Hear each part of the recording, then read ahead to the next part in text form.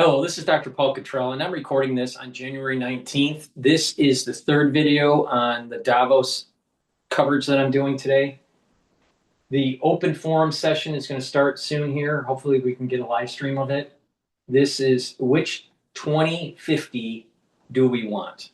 Okay, but before they go to their opening here, please go to my store, the-studio-reykjavik.com, and help support the work that I do by getting the great products that I offer. I have dual purpose deodorants that you can use every day. You can get it in citrus and also in peppermint, lavender, and tea tree. These are made from essential oils from the Himalayas, very high quality. You use it as a daily deodorant, and it will help to detoxify your body. It has no aluminum and no baking soda. It's made from natural ingredients. Use it every day. It's for males and females. It's dual purpose. Use it as a daily deodorant and help to detoxify your body. All right, hopefully this will start.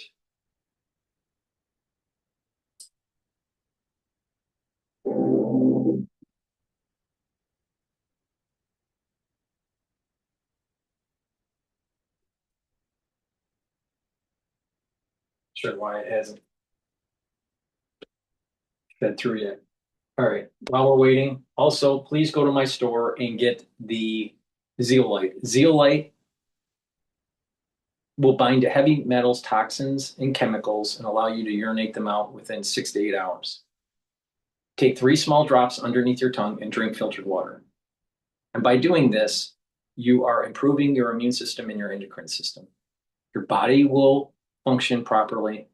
Make sure you stay away from processed foods and drink filtered water. And in your home environment, please make sure that you clean that environment, get rid of those chemicals that are in your basement or in your cupboards that you don't need. If you do need them, put them in double layers so you're reducing your exposure.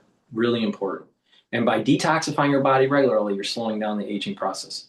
So please go to my store and get the zeolite. Make sure you use discount 5. You get $5 off any order.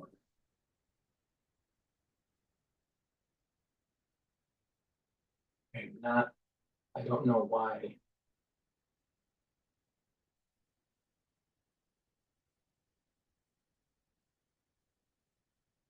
It's not. All right, I'm going to continue on with the Rogoff video that I had on the previous while I'm waiting for them to live stream here. Vehicles, CAC doing well. That is small compared to infrastructure, real estate, things like that. So China's growth has held up. I don't know what real numbers are, but the official numbers of 5% we just saw. But they're massive surplus. It's not going to the US, but it's going to Europe, it's going to Africa, it's going to Asia. If we have a China-Europe reset, is Europe still going to want all those exports and losing all those jobs? I mean, China has to rebalance its economy. The world doesn't just want to eat Chinese exports. Yes, that massive trade surplus that you spoke of in the Chinese context. Let's talk a little bit about India. The Prime Minister making it very clear that the government intends to continue to double down on deregulation, on the ease of doing business, to try and grow in foreign direct investment. We've got a whole bunch of Indian states here, the largest ever representation in Davos, trying to draw in investors. What do you make of the India story? Well, I don't think there's any question that India has been the most successful country, large country, the last several years. It's had the highest growth rate. I think those numbers are real. On the other hand, the challenges are profound. I mentioned all the workers coming into the labor force. I mean, India has not been able to employ them all. A lot of them, young men, young women, are still forced into subsistence farming. But on the other hand, there are parts of India that are growing very well. I mean, the relationship with Trump has been disappointing. I mean, India is our ally, and so why are we, putting on punitive tariffs on India? Not the only ally. I'm a sweeping member of the foundation. So we're going to the open forum right now. You a hearty welcome to this first session of this year's open forum. The theme of this year is to develop visions for 2050. Tomorrow starts now, or today is the first day of the future, as we can say. For more than 20 years, the Open Forum has been a place where we have dynamic debates. We want to bring in all the different perspectives and discuss about them, and also discuss themes which are of interest for you, the audience. We want you to participate in the debate, and therefore we are very grateful that you have taken the time to be with us tonight and discuss with us. Over the next few days, we will have many discussions about decisions which we will take today or not take, and what will be the impact and influence of this on our future life, as far as technology is concerned, health, nature, climate, or also the development of our societies and of all of us. Therefore, we are all concerned. Therefore, I would like to thank you again that you have taken the time to be with us tonight, and I wish you have interesting discussions this week, and I hope that you will leave Davos or stay in Davos, if you live here, with new insights, many things you have learned and seen here for the first time, and I would like to wish you a wonderful evening. Thank you very much.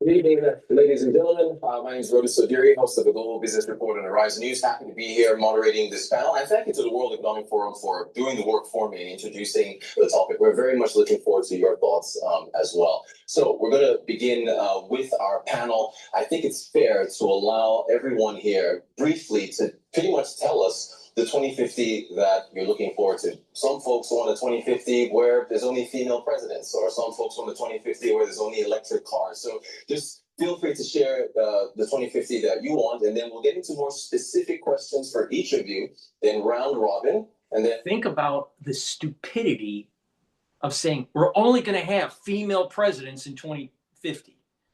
Why don't we have presidents that actually have literally the skill set, the demeanor, and the leadership to be able to move society forward independent of their karyotype? See, once again, we've already interjected within 2 minutes. Within 2 minutes, you have the MC already interjecting wokeism. And, here again, why can't these people just, have a decent haircut?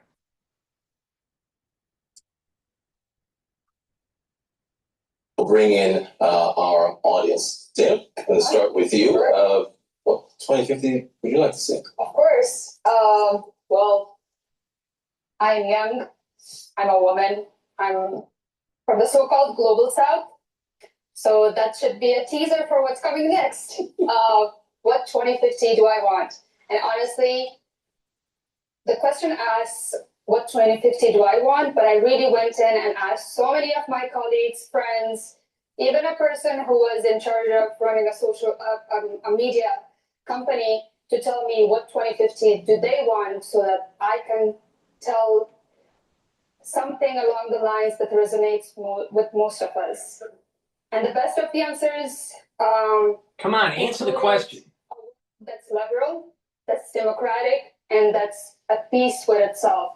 And there was a strong emphasis on a world that's at peace with itself and that doesn't need to really have this fight back and forth. And that strongly connects with the 2050 that I want. Of course, human rights at the center of it. I don't want a 2050 where we need to come back again and talk about the conversations, the conflicts, and all these problems that we are dealing with today. But also at the same time, I want a 2050 that we feel prepared. We know that across generations, youth, elders, children all feel ready for what's coming next and what's happening now, and that they feel included and that they are included. A little idealistic for sure, as we can see it, but that's what a young woman can do, you know. That's what they can put forward in front of everyone and push for it as a result of their hope and resilience. And I would stop there. All right, and I actually should be introducing everyone. Zainab Azizi, of course, global shaper with the World Economic Forum in Kabul. I'm going to come over to, yes, fantastic stuff. You're welcome, doing some great work.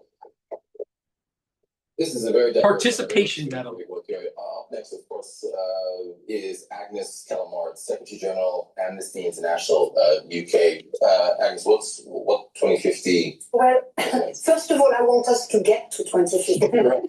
That's the first thing. And frankly, given how some of the political leaders are behaving right now, I think we do need to question whether we, as a collective, can actually reach 2050. So that's my first wish. My second wish is that we get to 2050 without annihilation of half of the world, without World War III, without more repression, more genocide, more destruction of the environment that we have seen.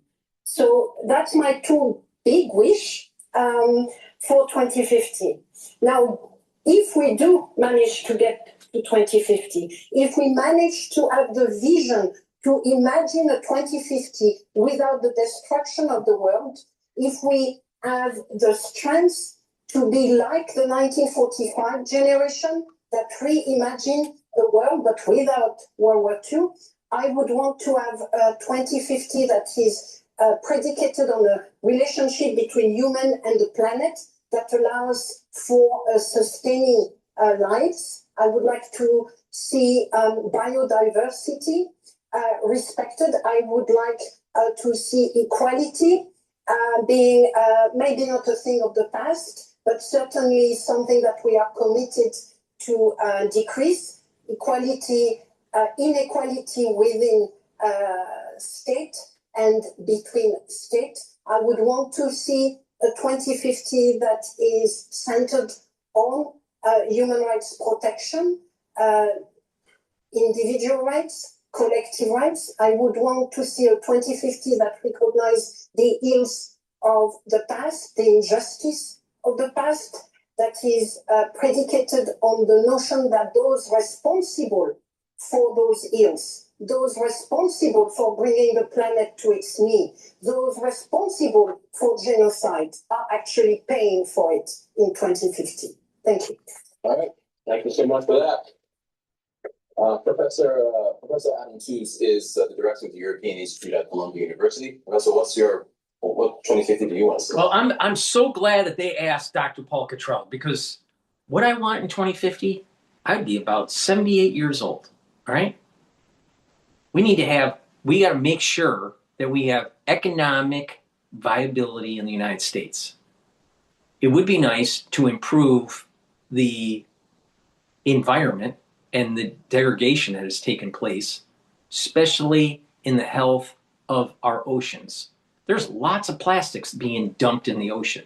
There's a lot of microplastics that are causing problems with your organ systems, like your kidney, like your liver, like your brain, like your heart. A lot of people don't realize micro and nanoplastics literally embedded in your brain, you can't get rid of. And they are starting to produce earlier onsets of dementia. So it'd be nice to clean up the ocean. Don't worry about the temperature. Clean up the ocean. Get more bang for your buck. What I also want is regulation of AI. We need to make sure that we don't have the decoupling of labor and capital. And we need to decouple the hyperglobalization that we have, so we have economic clustering that takes place in certain regions. Why does China have to be making everything for the world? Why? Now, in terms of geopolitics and world conflict, we have to make sure that Taiwan is protected and that the first island chains are not in control of the Chinese, and that the United States should have freedom of navigation through the 9-dash line. That's what I want in 2050. But what we got here is a bunch of globalist liberals that don't realize that their clothing, their ability to have a conference like this is predicated on the prowess and the military might of the United States. You think that they would have this if the United States wasn't the supreme power post World War II? Of course not. Of course not. Europe would be in a shithole. But let's continue. Thanks for asking. Let's continue.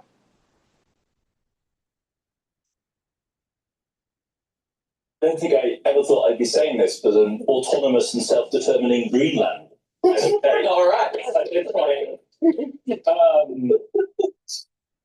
And all that implies of one of the two countries that I hold the passport of, because getting us there at this point would imply a substantial change in mind, which may be one of the themes of this week here at Davos, an unusually important Davos, if I in that respect. More seriously, I think I would double down. Not that isn't serious. I would double down on the climate and environmental balance question, and I would double down on it because it's so precisely defined what we need to do, and because the astonishing good news is that we're actually now in the mid-2020s in a position to get to, at least for a very large part of the problem, something like sustainability over the next. As quickly as the next 10 years, we have a chance of hitting the Dubai commitments of 2023, which is a tripling of renewable energy capacity and a doubling of energy efficiency. These are not impossible goals. And they're crucial. They're absolutely crucial. And you just see it all around. This is the warmest I've ever seen Davos. It's crazy. As we were coming up, it was like 8 degrees at cloisters. It's mad. I mean, this is truly a thing that is happening. And of course, this isn't a problem principally for incredibly rich and privileged people like ourselves here. They will all find ways of coping, I'm sure. But I think if you're looking out to the horizon of 2050, the absolutely central question are the developmental possibilities of Africa. Full stop. Because by 2050, I'm going to be white and very old. And the majority of young people in the world will be African. And that is a radically new scenario. I mean, Asian predominance is the historical norm. But the emergence of Africa as a densely populated center of global demographic dynamism is a radically novel phenomenon. In some ways, of course, a very good news story, but one that Africa is dynamic. They're still in a pre-industrial age. In some countries, almost like not too far off of the Stone Age. See here, you're at Davos, and what is this guy? He looks like he's a homosexual, and not only that, he doesn't even bring a tie. He doesn't have a button-up shirt and a tie. What the hell's wrong? In 2020, in 2050, it would be really nice to actually have a world where it's about God, country, and family instead of this ultra-liberal bullshit.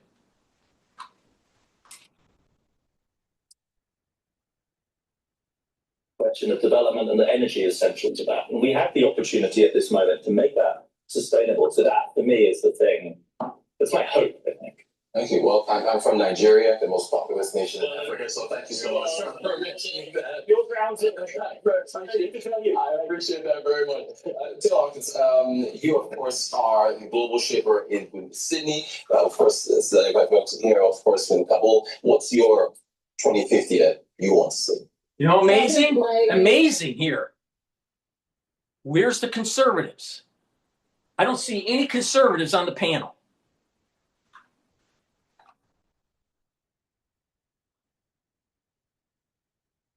Have different answers. I think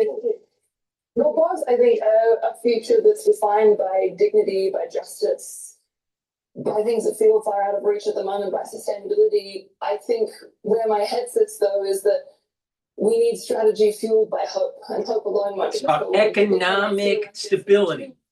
Come on, get it out of your mouth. Just one where we didn't have access to the information we needed. Another one where information is now so freely available that our attention is kidnapped. And so we've not, and I would say, I speak for young people, maybe in this perspective, I don't think we've both had access to the massive information and command over our attention at the same time. And so I hope for a 2050, because we can't possibly predict the challenges that we will be facing in 2050. We can estimate, I think, or anticipate. But what I hope is that we have the societal infrastructure, we have the literacy and the hygiene to know what levers to put our hands on. Because right now, that literacy, that understanding, I think is predominantly in the hands of people who are not. It's economic viability, military prowess, and we have to regulate AI because we have to prevent the decoupling of labor and capital. It's that simple. And all the problems that we have in terms of the environment, we can engineer our way out of it, and we'll make money doing it.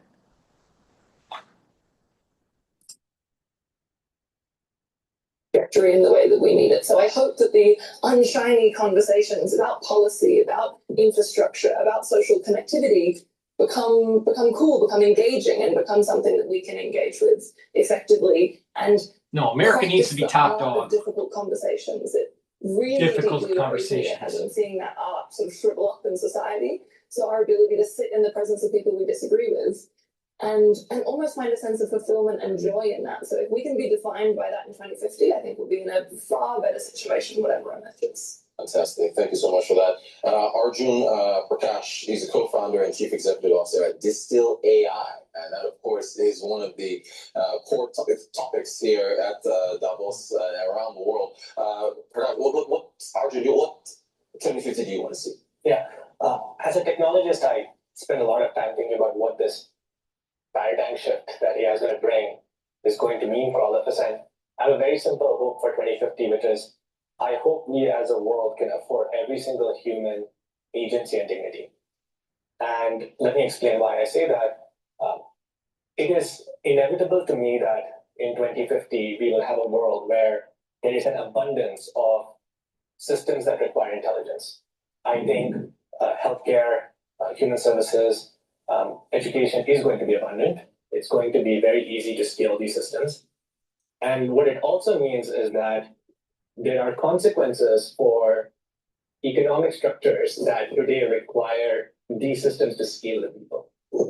And there is in my opinion, bad version of this, which causes disenfranchisement of a lot of people who today are part of scaling these systems.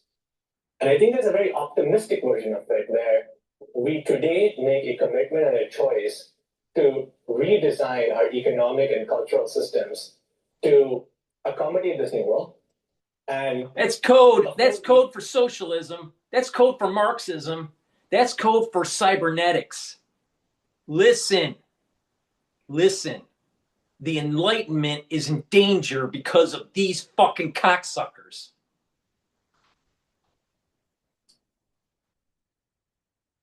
person the freedom to have agency to participate in it. Because the nature of many people's jobs is going to change. And we need to bring them into the fold because I think there should be a collective move upwards. I think there are a few times in our history where there have been the opportunities to make a collective move upwards. And I genuinely... Economics is really simple. Have skills to be employed. Make sure there is coupling of labor and capital. That's why I say that AI needs to be regulated. And also, you got to be worried about making sure that your constitutional freedoms are upheld. And it's on the foundation of the Enlightenment by John Locke. It's really simple. Life, liberty, and property. Now, your life and liberty are curtailed if you have a surveillance state because of AI.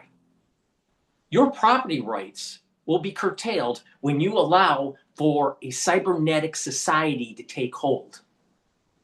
Because what they're going to do is they're going to try to control manufacturing. They're going to try to control the means of production, and they're going to try to control your property. And if you don't believe me, take a look at what's coming out of the mouth of Mondani, the mayor of New York. He's antithetical to the Enlightenment.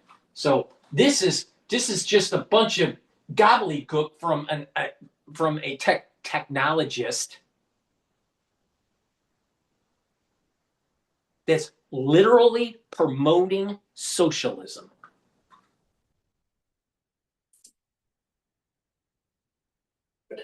Waste this opportunity. All right, fantastic. Thank you all for your opening thoughts there. So now we're going to get more specific. Zainab, Yes. how much of an impact should public policy have in shepherding us towards the 2050 that you want to see? With all the things you mentioned that you want to see, Yes. how much of just public policy? Public policy is important, but it has to have a theoretical foundation. Thank you for asking.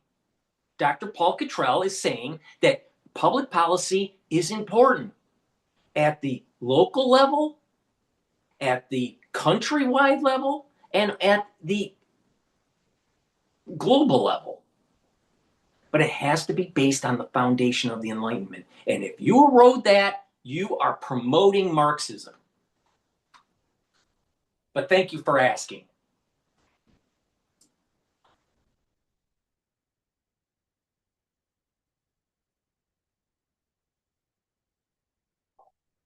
Wait, why isn't she talking? I lost her. Hold on.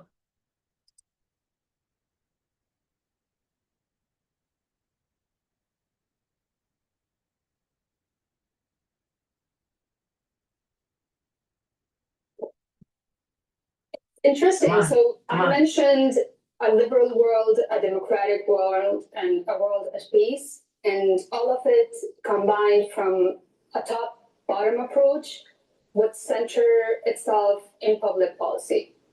Because I have to go on a divergence. Okay? Trust me. All right? Dr. Paul Cottrell is telling you something. You see these people that are wearing these iPhone watches? If it's set on the hepatic mode where it's informing you and it's shaking or it's creating a signal of the notification, either hepatically or through a sound, your body goes into sympathetic mode and your cortisol levels go up. In other words, by wearing an Apple Watch and having it in hepatic mode or in notification mode where it is signaling that you have something through voice, through sound, through shaking, it literally ages you faster because it's activating the sympathetic nervous system. So these technologists, these people are saying that we need to love the world and just come together. They're actually slowly, through pernicious activity, having their sympathetic nervous system being activated. Do not wear one of these watches. They will age you. But let's go back to let's go back to the youth and how they want 2050. Because she's in her 25, all right? So if she's 25 years old right now, right? So she's going to be in her 50s when we have this. Her ovaries are going to be dried up, and she's going to be aged because she's wearing the Apple Watch.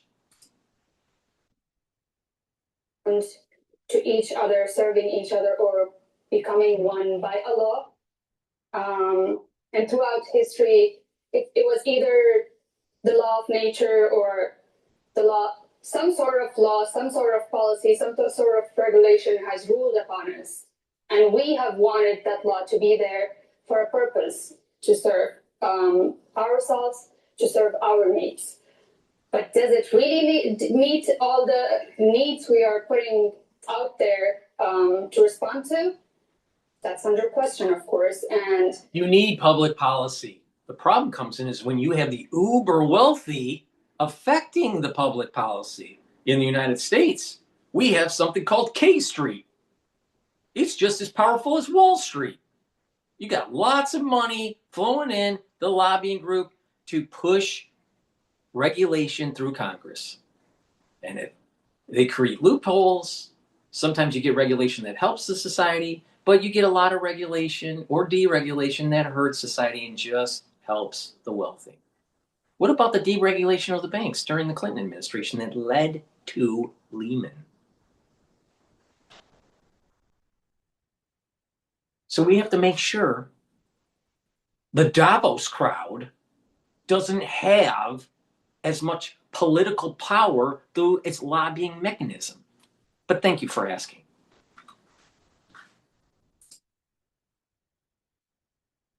I have a deep, from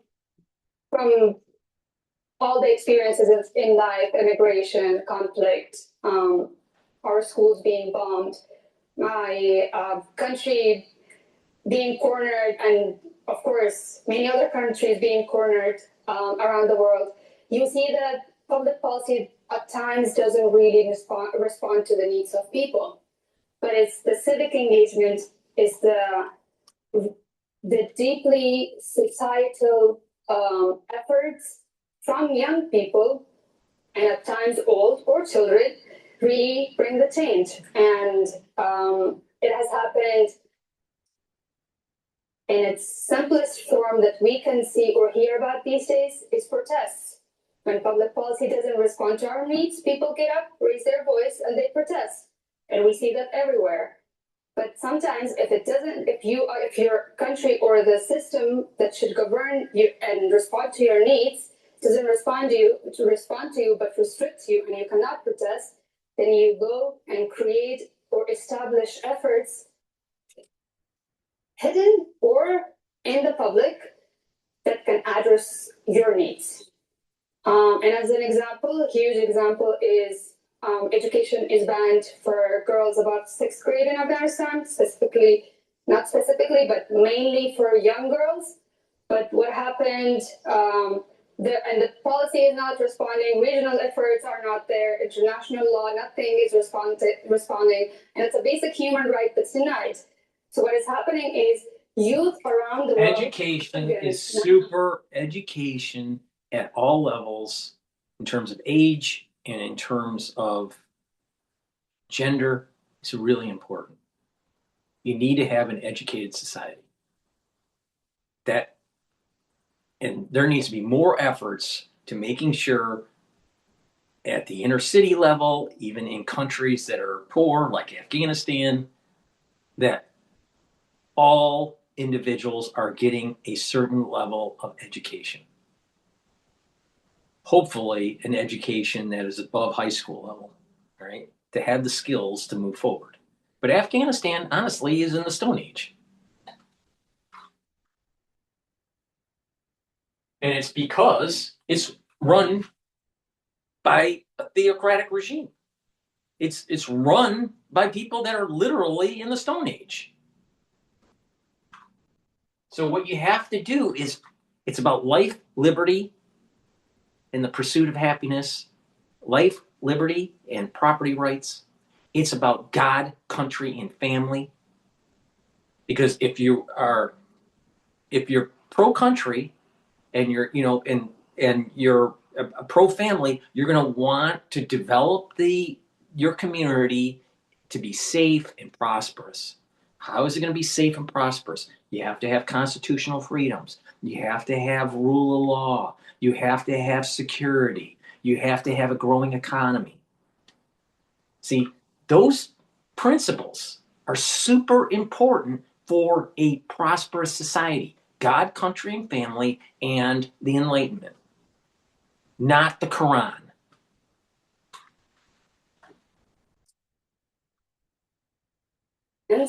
They are putting in efforts, creating platforms, using tools such as AI or other, or they're just basic efforts to reach out to these girls through internet, through websites, through meetings, to respond to their basic wish of getting education. I agree with her. And that's where I believe Right. public policy fails, because we as humans, not all of us, some of us fail to really center it on the people of that community. That's just as an example. But here's the problem. This is the problem that she misses. You gotta fight for it. You got to fight for it.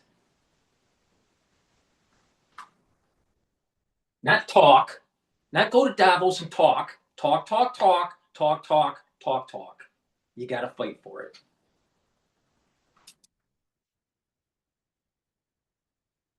But I'm sure we all have many examples, other examples that we can resonate with and talk about. Thank you for that, Daz. Yeah. Agnes, you've spoken, about your worries over the spread of authoritarianism across the world, and Zainab was just talking about, protests, and we've seen a number of protests flare up in different regions.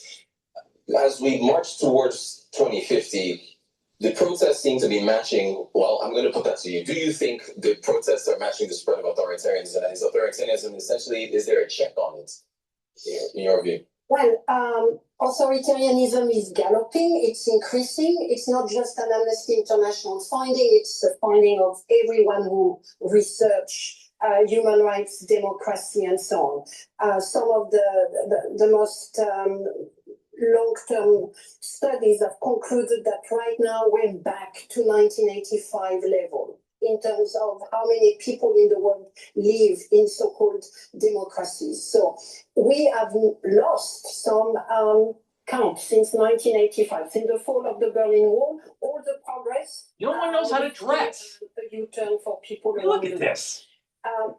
Authoritarianism is quick. Democracy takes a very long time to be established. Look at the United States, 12 months of Donald Trump in the White House, and it is a playbook of how authoritarian practices get embedded into every institution, from attacks on freedom of expression, freedom of the media, academic freedom, freedom of association, attacks on dissent, creation of new militarized security forces that are unbounded, the attacks on migrants, on refugees, on trans, on women. These military, quote, military forces, ICE, DHS, they're trying to get rid of the illegal aliens. They're here in the United States illegally. So that's not authoritarianism. Oh, the tariffs that he wants to implement? Maybe the uber liberalization of free markets hurt the economic clustering in the United States. So maybe you need to rebuild the economic clustering in the United States. We can't build enough ships to fight a naval war against China because why? We don't have enough naval yards anymore. So wait a minute. She thinks that illegals should be coming into the United States and just using the United States as a buffet? Is that what she thinks that we should do? Don't you think that there's a problem here? And this is the reason why there are so many people with economic nationalism and this nationalistic, in kind of like this progressive nationalism that's taking place in the United States, why they're so pissed off at Davos. This was right there, right there. She just said she can't even dress appropriately for it. Like she's some sort of like rock star. You notice that all these people, they try to dress up like rock stars. They don't know how to dress. It's like the Bono effect. The bottom line is this. We have a lot of illegal aliens in the United States and need to get the fuck out. All of those things have taken place in 12 months. Can you quite grab that? Wait. What about the authoritarianism of the Biden administration with all of the censorship during the COVID years and how the government, the FBI, embedded itself in YouTube? That was Biden. That wasn't Trump. What about them going after conservatives and asking and, going after conservatives when these conservatives were going to the schools and saying, you know what? They don't want drag queen day at the schools. They don't want the education to be pushing gender dysphoria. And the Biden administration went after them, saying that they were domestic terrorists. Why doesn't she say that? Because she wants to just cherry pick. Welcome to Davos. This is why conservatives need to push back. This is why I'm doing this channel. This is why I'm doing these videos. Because you need people that push back on these types. Because they want to erode your civil liberties. Illegal immigration was illegal. And they need to get out. Period.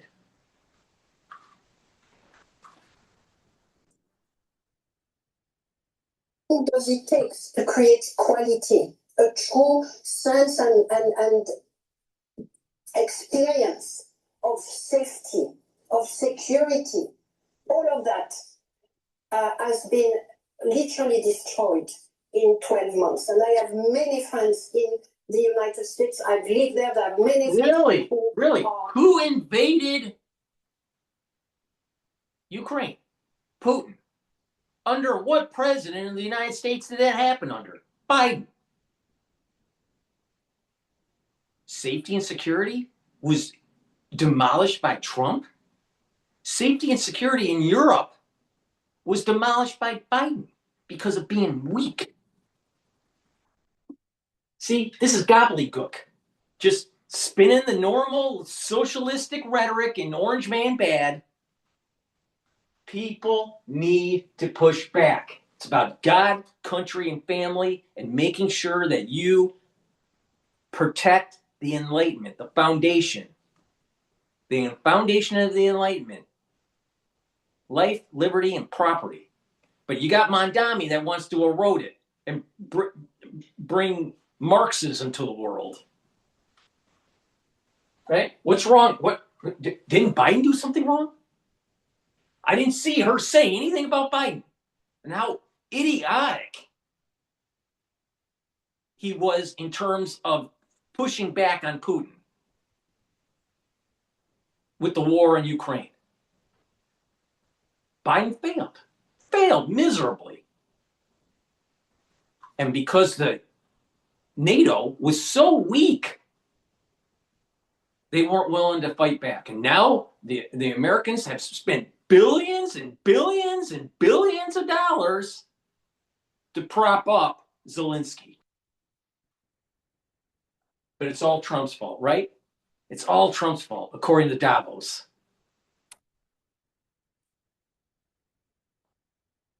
People, black people, and the fear that under which they live every day is palpable. So It's everywhere. And it's not just Donald Trump. You could believe that Donald Trump is brought us to them. No. Wait, what about the illegal immigration, the mass immigration that's changing the dynamics of Europe, changing the dynamics of Germany, changing the dynamics of France, changing the dynamics of the UK? And these three nations are in debt. Everyone's complaining about it. See, if you have unfettered immigration, you change the society. Do you want Germany to be Islamabad? I don't think that Germany's economic prowess would continue.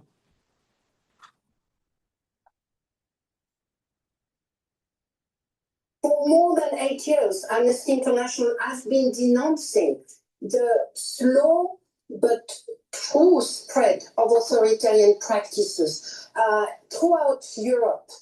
Emergency legal decisions have become normalized. Policing has become grounded on practices and including linked to surveillance and facial recognition that have led to many abuses. Sure. Attacks on non-discrimination have become very commonplace.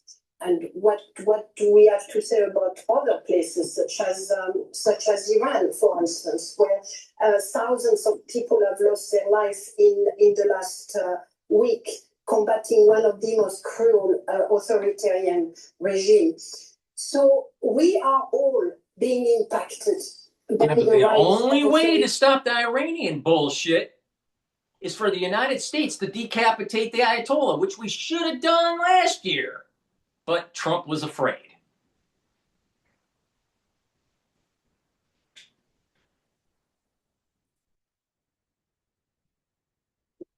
Practices around the world. There is no easy solution to it. It's not just disrupting Donald Trump. It's not just resisting Donald Trump. It is also looking at our own society and unpacking the dynamic that have made those authoritarian practices possible, the fears, the anxieties, including over AI, and how do we tackle it? I think that's the key question. So, I mean, there is no doubt that it is unchecked. There is no doubt that it is everywhere right now. The key question that we need to ask ourselves is, what do we do about it? Because makes no mistake, authoritarian practices lead to very bad things for a lot of people. And when it becomes a global phenomena, it leads to what we saw in 1940. So we really need, it is incumbent upon us to combat authoritarian practices wherever we are. We do not need to be in New York. We do not need to be in Paris. We do not need to be in Davos. We can combat authoritarian practices in our village, in our communities, in our families, and we must combat it, because if we don't, there is absolutely no doubt in my mind that the destination will not be 2050. Let's be very clear. We will not get to 2050. Yes, you raised a very great point. Yeah, clap if you want to. Go ahead. Yeah, clap if you want to. Yes, liberal. Nice, liberal. You just mentioned the authoritarianism in the United States and the cruel regime in Iran. Well, what do you make of Donald Trump threatening strike? He doesn't like Iran, right? So that's one authoritarian figure taking on another regime. And then what happened in Venezuela? Can you, does that literally, listen to this stupid, literally, this guy that doesn't know how to cut his hair, but at least he's wearing a tie, is comparing Trump to the Ayatollah? You fucking an idiot.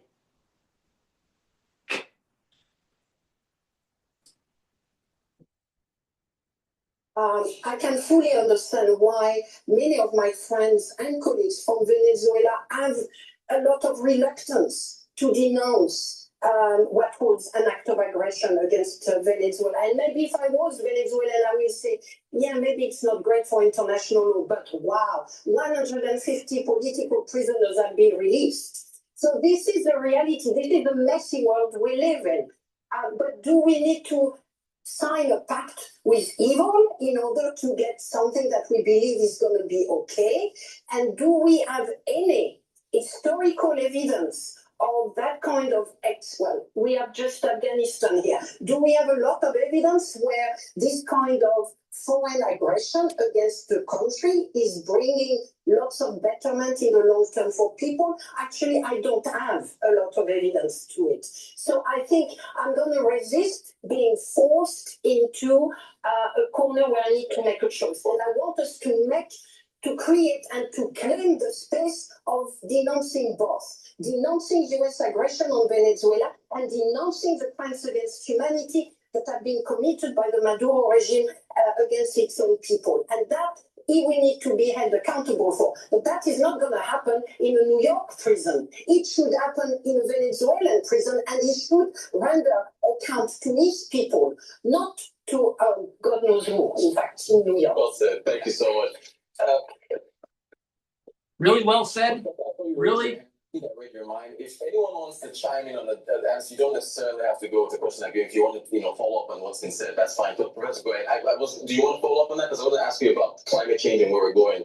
Or did you want to comment on what Agnes said? Yeah, please. I mean, I know it's not very Davos, but I think at some level we actually have to talk about politics. Right. I mean, when you talk about public policy, we need to talk about the politics that make public policy. Right. When we talk about the long struggle for various types of rights in the United States, we have to talk about the political forces that conducted that struggle and who their opponents are. And though I think your point is right about the fragility of rights regimes and how quickly they can be broken. They're a little bit like ice. It takes a while to grow, and then you can break it. But we shouldn't underestimate the extraordinary persistence with which right-wing politics in the United States since the civil rights movement of the 1960s, which is the truly convulsive upheaval in American democracy that still is working its way through our society today.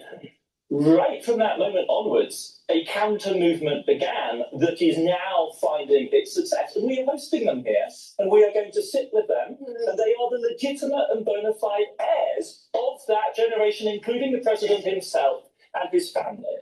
And the very least we can do is speak openly about the history of the Klan and the history of the lynching and the history of Jim Crow and the history of segregationism and its apologists running all the way through to the 90s and the 2000s, who are deep inside the Republican Party.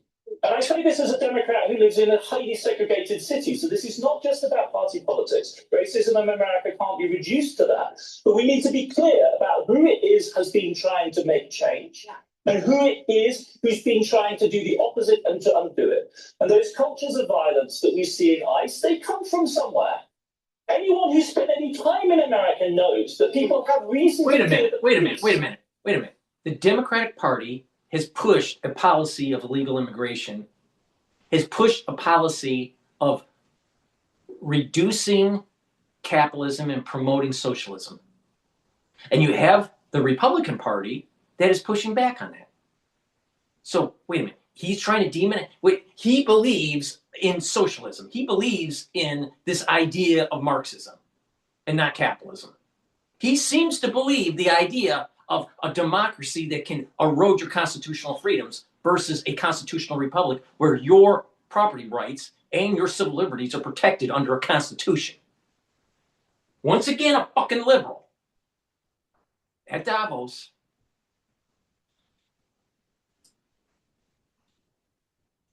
Reason to fear the police. As a white guy, I've never felt this before, but since I've lived in the United States, I've known, at least around the edges, what it means to fear people in uniform.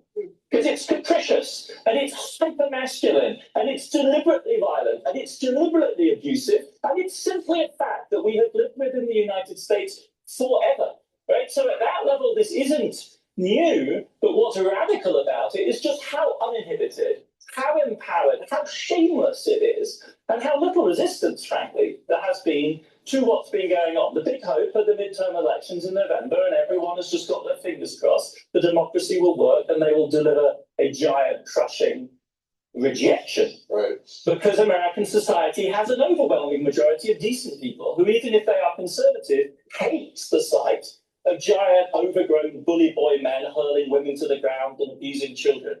It isn't popular. It's one of the weird things about it. It's not actually a proper authoritarianism, populism in that sense. It's quite sectional. It's very, very strange what's going on. But yeah, let's talk about climate. Yes. Do these people also deny the climate? Yes, they do. In a staggering way, and in a way which has the same qualities, right? Because this time around, they haven't just politely withdrawn from the Paris Accords, which is Trump first one, right? Very gradually. He says cheerio, and then finally they exit in 2020. No, this time around, they've left every single UN organization, including the Intergovernmental Panel on Climate Change. Maybe Uber governments should be abolished. Conservative American president in the late 1980s. And then in the Maritime Organization, we know where there was an effort to clean up one of the great hard-to-abate sectors, which is maritime transport.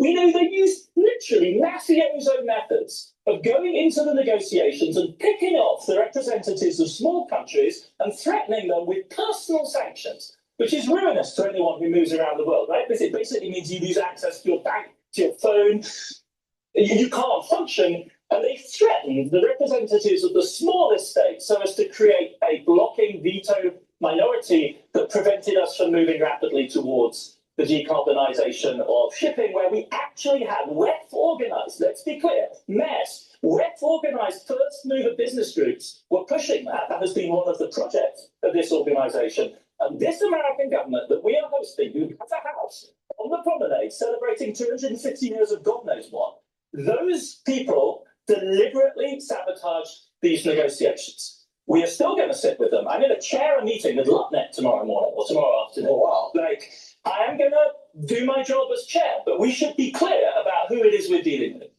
And they are taking those tactics of intimidation and personal threat into the climate space. And that is the reality that we're dealing with at this moment. Thank you so much. Very much appreciate the passion of the panel. Taylor, I'm going to come to Australia, and it's still on public policy. You wear many hats. You're also, working on a lot of youth initiatives as far as the future of youth is concerned. The previous panelist saying, what's America really celebrating for the 250 years of God knows what? You know what the 250 years means? Abolishing the king. Making sure that we are built on a foundation of the Enlightenment by John Locke. That's what that means. That's what that means. It means about life, liberty, and property rights. It means a constitutional republic. And it means don't fuck with us. That's what it means. God knows what. Liberalism, socialism is wrong. Is just wrong. Because what it does is it will erode the Enlightenment. So that's what we're celebrating. We're celebrating our prowess, and there's nothing wrong with our exercising our hegemonic power. Because guess what? Germany would if they had it. The UK did exercise their hegemonic power when they had it. France exercised their hegemonic power when they had it. Let's not be stupid about this. Let's not be naive.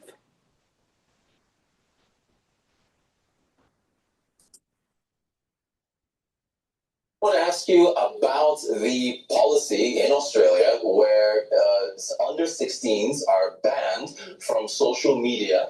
Moving forward to 2050, is that, they're saying they're doing it because they're protecting the youth, and that's where your work is. How are you viewing that dynamic? What? Feel free to be as passionate as the rest of our panelists. No, I have to say it's a really good sign when you're on a panel and you get so enthralled with what someone else is saying that you lose all comprehension for the fact that you're about to have to talk. Look, I think I request the grace of the room as I navigate what, at least in Australia, is a very political question. As someone who runs a non-partisan organisation, so humour me as I do some acrobatics. Look, I think that the social media ban policy in Australia is an excellent example of long-termist looking policy that maybe fails to look at the broader system. Now, if we break that down into three elements, you can think participation, policy, and people. So from a participation perspective, it maybe wasn't best practice the way that it was done.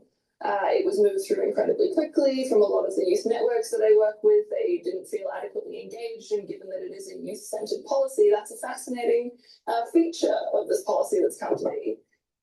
And the impact of that is not just on the outcome and the policy itself, which I'll get to in a second, but it erodes a sense of engagement and that civic infrastructure that we've spoken about. And I think that comes back to what are the things that we watch silently and allow to happen. Because as an Australian who feels way off in the corner away from the US, I've been trying to take it very seriously to say, what of what I'm seeing over here do I see in small doses in my own country? And it's a fascinating thing to think about.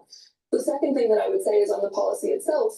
Do we need to get young people off social media? I would say unequivocally yes. I don't have an objection to that concept because I imagine in 2050 we'll use social media the same way we do many other drugs. I don't know many deeply happy, joyful, and fulfilled people who spend a large amount of time on social media. That being said, is it a systemically viewing policy that's looking at all of the factors to keeping someone safe online, which is the skills, your ability to interpret mis and disinformation, your ability to build the supportive relationships if and when something damaging does happen online? And as a woman who spent enough time on the internet, I can tell you, it's probably, if you spend time on the internet for the duration of your life, at some point you will see something that is damaging to you psychologically in one way or another. And we need the skills, we need the relationships, we need the support networks in order to address that. And at this point, that policy in isolation, without the systems view, does not deliver on that. I have hopes and ambitions that we can build that around it, but it's an interesting, maybe hamstring of the policy as it stands. And then you've got to look at the people factor. When we're leaving people without the systemic support, the blame game will inevitably start to happen. And so what we need to be doing is trying to set ourselves up for success from the beginning, thinking about who's involved in this decision-making process. It's a heartbreaking reality that democracy done well is slow, but it is that upfront investment for long-term payoff. And it comes back to the central truth of its short-termism as the drug. We want the payoff, we want it quick, and we go for the sugar hit immediately. But what we really need to do is invest in the kind of robust policy and processes that can stand the test of time and be safeguarded against some of the frightening things on our horizon. Thank you so much for that, Arjun. Let me Arjun, so I wanted to ask you about artificial intelligence and some worries about a divide that is growing. I mean, your company is still, you're assisting enterprise, giving enterprise solutions to companies for artificial intelligence. And my question to you is, do you share in that worry with respect to inequality, to where, as we move forward to 2050, those who have the resources and have access to AI will be far outpacing those that don't have the resources to access that? What are your thoughts? Well, I mean, information is going to be democratized through the use of AI. You can access, if you have systems like Grok or Gemini, you're going to be able to distill information much quicker, learn things much faster. So if you use it correctly, it's a democratization of information. The problem comes in is that the countries and the companies that are running these LLMs will have control. So if they are not holding true to democratic values or constitutional republic values, it may be problematic. I'm very concerned about AI in a surveillance state. Now, there will be haves and have-nots in terms of the ones that are able to gain assets because of a growing stock market that's tied to the AI development. Ones that are not invested will not benefit, and therefore the K economy will start to continue on, and there's going to be more divergence between the haves and the have-nots. But in terms of access of information, that's going to be democratized. Thank you for asking. I appreciate it.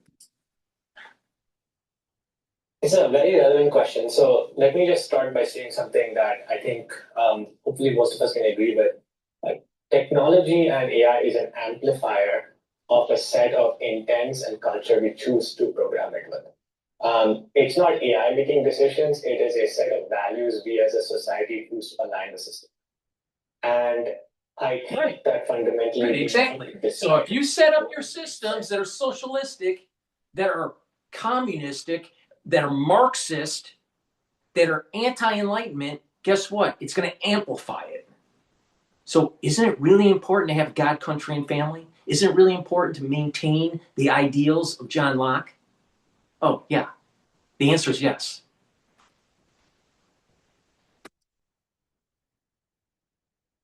We want to set up for society in pursuit of this new model in the lead up to 2050. I think that, again, this requires long-term thinking. There is a lot of short-termism right now, right? Like CEOs are optimizing for the next quarter. There is a temptation to optimize for the next election. And what the movement calls for is some statesmanship and long-term thinking to design what are the policies and systems we want that actually can perpetuate. And once we program the AI with it, it's going to amplify that. If we don't change the incentive structure that had been designed for the last few decades with a certain economic model, we're going to end up with concentration of wealth. More importantly, and we're going to end up with concentration of agency, because fewer people are going to make most of the decisions that get amplified 10x larger by these systems. Yep. Things that used to take 5 years now can happen in 6 months with AI. So there is a need for conscientious long-term thinking, which is I think a moment that is here and now, and not a problem we can afford to keep the can down the road 5-10 years. So that's my part of that. Thank you so much for that. All right, so those are the specific questions. Now we're going to go, round robin. We've got a few more minutes where we get our audience involved. Before the World Economic Forum began, WEF did, here in Davos, WEF did release a report on global risks based on surveys, and like a top 10 or a top 20. The number one, based on surveys, the risk that respondents indicated was geopolitical tensions, right? And we've touched on that already. But within that top 10 was misinformation and disinformation. And I guess how your worldview is shaped, in addition to your education, background, and so on, is the information that you're filtering in. And there is a worry that as we get closer to 2050, misinformation and disinformation it's gathering steam. So my question to the panel, just one after the other, is how to combat that. Because even with AI and the deepfakes and so on and so forth, this stuff is getting more complex, and social media also has a role in that as well. So, Zainab, how do you think we can effectively combat misinformation and disinformation as it spreads? It's super important. It's at the heart of awareness and knowledge to understand what misinformation and disinformation is.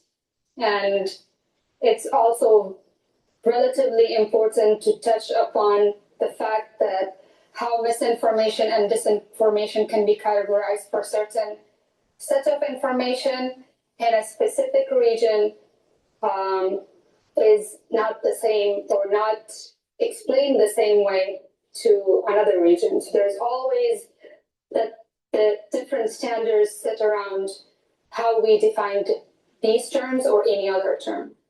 But yes, what we can do, ground realities are usually so different than what we see on our screens. And of course, we are so used to seeing our screens that we forget to touch and reach out to people who are on the ground, who are living the life.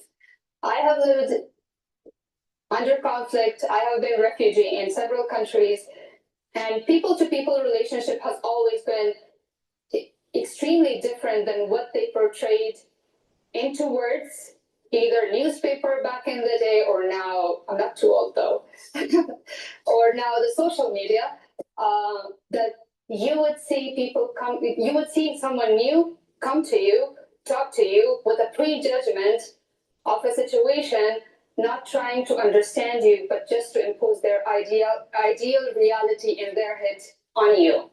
And that judgment is created through not knowing really what misinformation and disinformation is, and just reading the text or the words in front of you and following through, oh, okay, this is correct.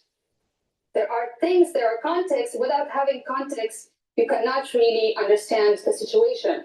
So to fight back the misinformation or disinformation in any region in the world, I believe we can take several actions. One, to engage those local voices into these global platforms that we are all seeing. If you don't have the local voices, if you really don't understand what the ground living lifestyle is, let alone knowing in general what the tradition or what the ruling authority there is, you cannot really understand the difference between the different subjective opinions that you can have towards a story. Let's say in a village far, I would give examples for my country because that's where I come from, and I don't feel okay with giving examples from other countries. That would be me questioning myself first. So in villages in my country, there are some traditional norms and systems that allow people to respect elders with their decisions and listen to them. And that's basically a transaction created in that society.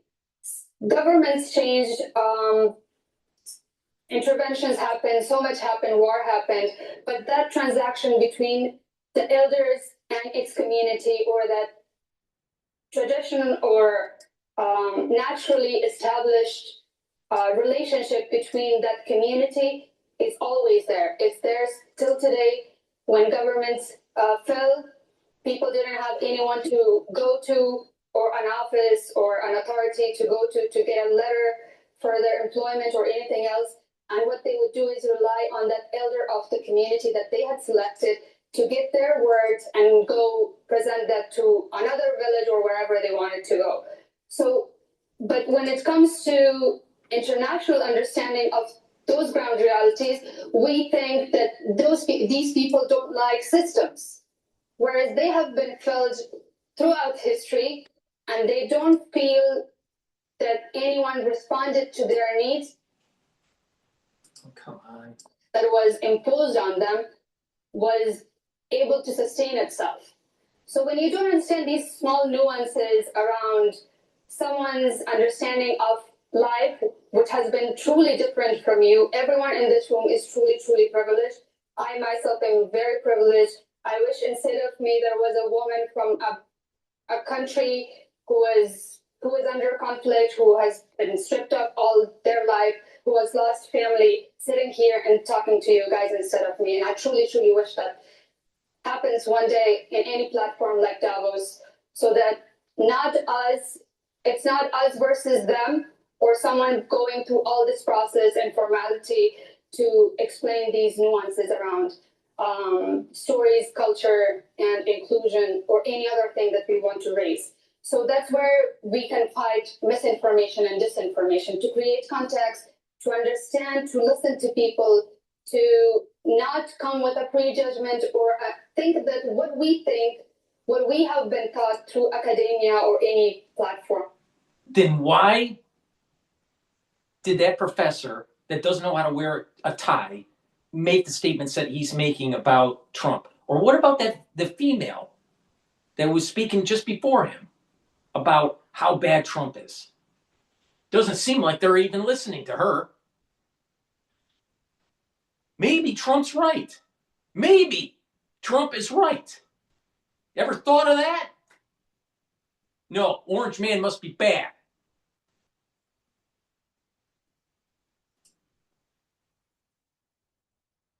It's correct for the whole world.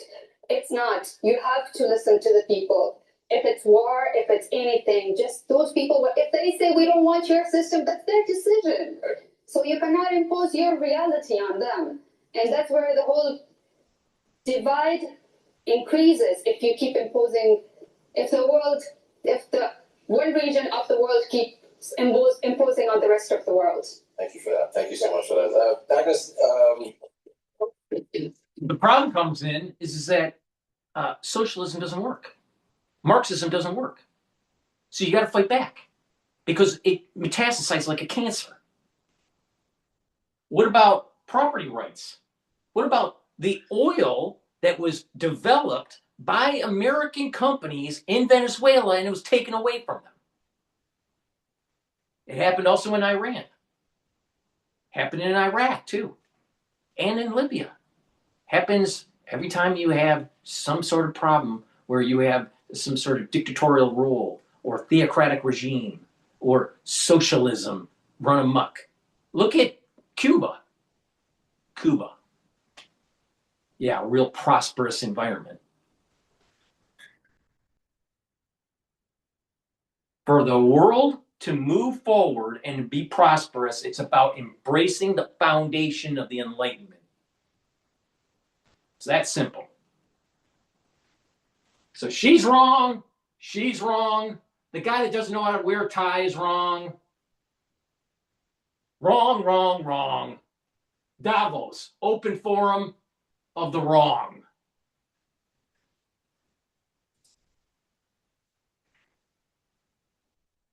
I have to tell you, I had a debate with a family member who didn't believe the amnesty data I was giving them about the issues going on in Venezuela, about the Maduro regime. So I really want to throw this to you. If I'm talking to somebody who's educated and has, doesn't believe data I'm giving them, how do we combat misinformation and disinformation? How do we do this? Education, I think, is certainly key. Literacy on apprehending what people can read on social media and internet. And I think in many curriculum right now, it is starting. So I'm hoping that there will be, at least in two generations from now, I think we will have people far better able to tackle what they are reading on social media. Look, I think we need the holistic approach to technology, and it means the regulation of the business model of social media. The notion that some hateful information, some kind of information gets much more spread and circulation because they are more likely to resonate in some part of the people's brain. I mean, that is what needs to be tackled. It is the entire business model of the big tech companies that we need to be able to challenge. That can be done through better regulation. We did attempt to do that in Europe through the AI Act that was adopted last year, and for the last 12 months, the president of the United States has waged a war against the regulation of social media and the regulation of AI. Why? Because of this,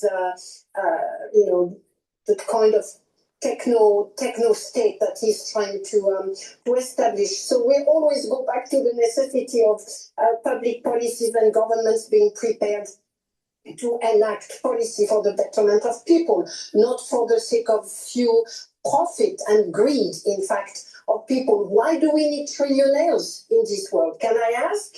Do we need trillionaires? We don't even need billionaires, frankly. So, I mean, that is part of what you're talking about, that misinformation, disinformation. We need to tackle media ownership.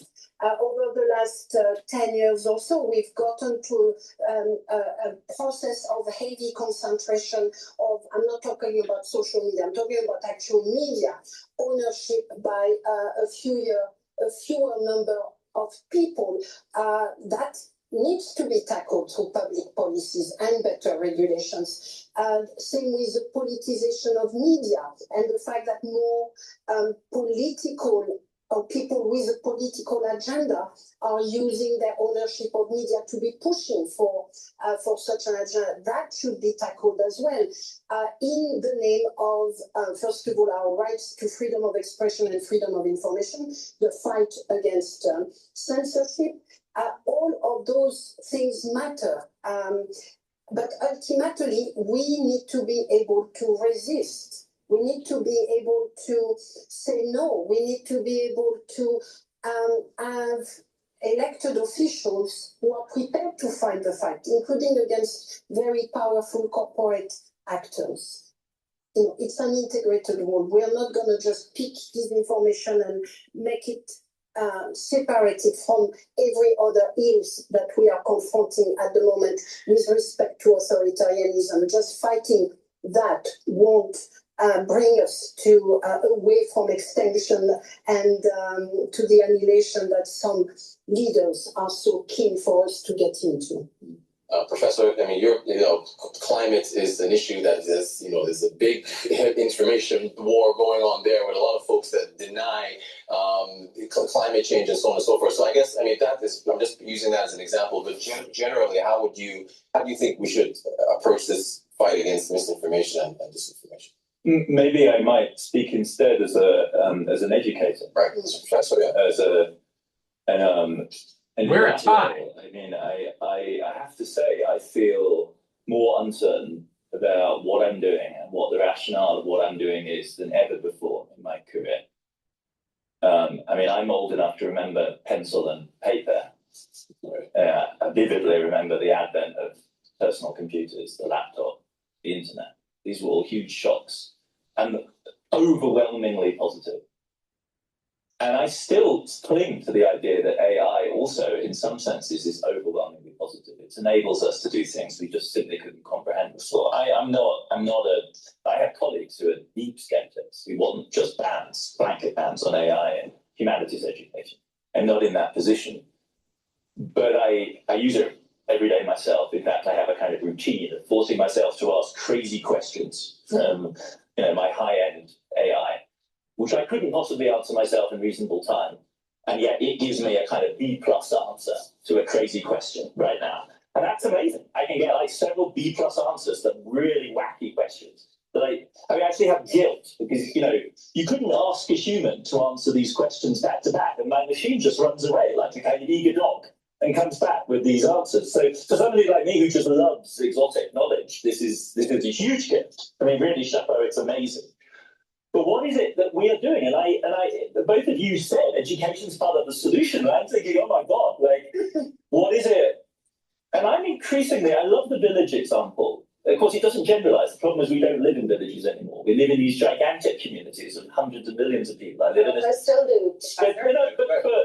But increasingly few. Right? And urbanization is the trend we've passed when the majority of people live in urban or suburban spaces now worldwide. And I'm only saying that because in the end, I end up thinking again and again that there is something about the embodiment of knowledge. There is something about the directly interpersonal, which is the only really good answer to this question.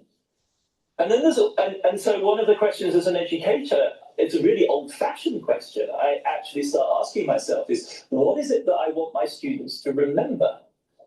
Not to know, but to remember, to take into their bodies and keep there. Because that's going to be the prompting bit of them. That's the bootstrap. Those are the instincts. That's the tastes, the creativity, the thing that triggers the clever question to the AI. And of course, in due course, AI will do this as well. But it seems to me that that's one thing that we really need to focus on in a way that I never thought I would be emphasizing. I've always been somebody who fled from memory practice. Why would you do that? You can just look it up. You're very good at Googling. Why? But I think with AI, the challenge is actually to know what we want inside ourselves. And then I think the other thing we presumably have to cultivate, this is the economist in me talking, is this is going to be demand-driven. If we're going to keep truth in circulation, people are going to have to want it. They are really going to have to want it. And if the fake stuff and the artificial stuff and the slop is no longer slop, but cordon bleu, let alone 3 Michelin, or just McDonald's, if that's the way your mind goes, right? We don't have a chance. So we're going to have some motivations for actually desiring truth. Even if it's hard, even if it's difficult to swallow, even if it's somebody else's truth that might actually turn out to be better than you. Those seem to me these chairs are lethal. If I actually fell over and die, first day, it's not a conspiracy, it's a chair. But those two things seem to me to be the new kind of educational purpose for me. It's A, what is it you want to know? Really want to have, and then where are you going to put it? You're going to put it inside yourself and keep it there. So maybe maybe learning and teaching now has to be a bit more like learning a language, in the way that a language remaps your brain, and the way that it becomes part of who you are and how you express yourself. The fact that we can all communicate in English up here, after all, is a flipping miracle. Right. Like maybe that's where we need to think about the deep answers to this question. But as I say, like I feel more confounded than ever before in my life on this issue. So, Thanks to you. Thanks to you and your mind-bending things you do. Professor, yeah, I mean, earlier you were talking about youth and them staying on social media. So what's your take on misinformation? So I think as fourth speaker, just before the technical expert, I'll try and come at it from maybe building off what you just shared, which is I think the mis and disinformation is a rampant virus in a weakened system. Yeah. And so I think what we also need to think about is what is it within ourselves that makes us so ready to grab the polarizing slop or quantum that we're presented with. And that's the hard internal. First of all, there's two aspects to this: misinformation, disinformation, or just poor quality of information. There's another category, just poor quality. The AI slop, I think, there's going to be a negative feedback loop where people will detach and not go to those sites that have lots of AI slop, because the quality isn't that good. All right. And I won't listen to a documentary that is generated by AI. I'll listen to a documentary that a human being actually took the effort to make. But there's lots of historical documentaries that are being produced that's just generated from AI. I just immediately turn it off. So there's going to be a negative feedback loop, I suspect, with the AI slop. But we've had propaganda ever since mankind. So we're really talking about an issue of propaganda. You may call it misinformation or disinformation, but it's propaganda. And there is a new book out there called Cool War by Maloney, Sean Maloney, Dr. Sean Maloney, that's talking about the use of X, the use of systems on the internet to signal between adversaries. You ever wonder why our nuclear subs will pop up and there is some sort of signal that's produced that people can pick up? Even though we can go dark, we can be completely stealth, we do it on purpose. You ever wonder why the transponders for certain planes in certain regions are turned on that are military aircraft? Because we're sending a signal to Russia or to China. There's these little signals that are popping up. We can do this, we can do that. Be wary, right? And sometimes it's a positive signal, sometimes it's a negative signal. But all the truthers out there think they know something that the government is doing. They're not realizing that they're doing it on purpose to create a stir, to create disinformation, or to create a signal. So it's part of what is called the Cool War.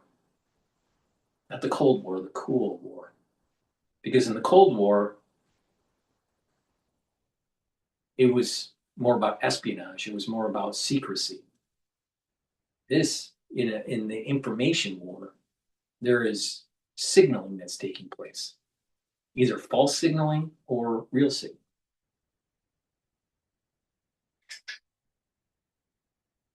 So, overuse of AI in social media, if it's sloppy, I think there's going to be a negative feedback loop, and people will move away from it. But there's an over-reliance of it. There can be an over-reliance in AI in terms of education. And when that happens, people aren't going to be able to think for themselves, and they're not going to be able to write. And so you just take advantage of them. Let the people do that. And you will be able to take advantage of the situation. For the ones that know how to rewrite and think. Why do we assume that the whole world deserves freedom? Why do we assume the whole world deserves prosperity? Why? Some people just don't deserve it.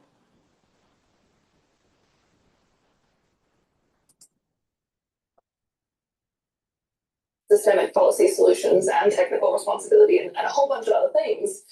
But I think we need to do the hard and uncomfortable thing of looking within ourselves and seeing what has this society cooked within myself that makes me so ready to believe that thing that makes me raw, like it gives you that feeling. It is kind of addictive. And I've gotten myself trapped in that before. The algorithm has gotten me because it's feeding me that exact flavor of what I want that makes me feel like I'm right and that person that I want to argue with is wrong. And so it is a responsibility. And I'm so hesitant because I think the climate movement has really suffered from this. The whole individuals need to recycle and that's how you'll save the planet. But I do think that on this mis and disinformation piece, there is a huge responsibility that we need to have to keep our internal world in check and sort of the internal system that we're Like our Supreme Court said, the answer to disinformation or misinformation isn't curtailment of speech, it's more speech. All right? And it's the ones that can articulate and use logic and proofs that will win out the day. It's about truth. If you're worried about misinformation and disinformation, it's about truth. And if you use logic and you have data to back it up that can be verified, then you win the day.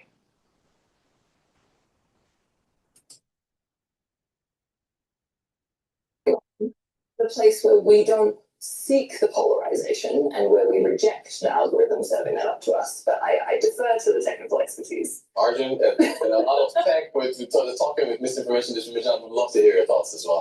How we combat this with AI playing such a big role and going forward to 2050. So I will say that I have a tendency to try to model the world in systems. It has a beautiful quality of generalizability and scalability. And on this matter of misinformation, Life is chaotic, not deterministic. And if you try to bottle life up in into a box, right? And you think that you can use cybernetics or AI or whatever term you want to use to be able to control it, it's not going to work. Why? Because it's Jurassic Park. Life finds a way. All right? It's chaotic. It's indeterministic.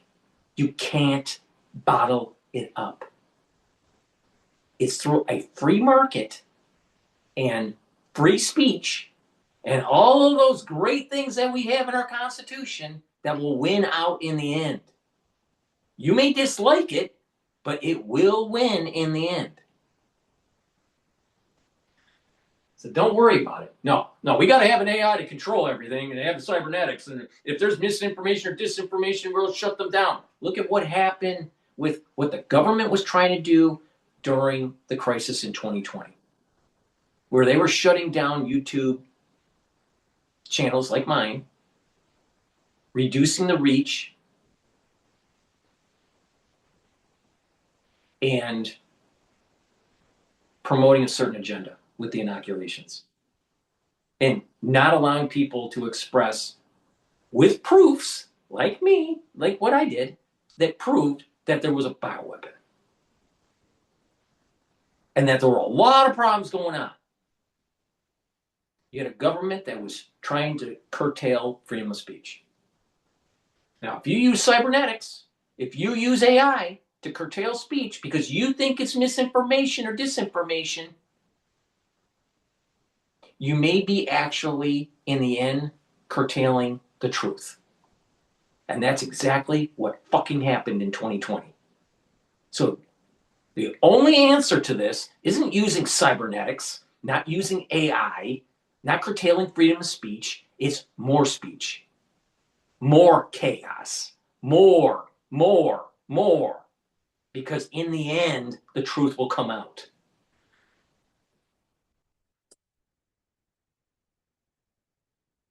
The system that scales, in my opinion, is accountability. I think fundamentally any technology, be it AI or whatever else, is ultimately reflecting the architect and creator of the system.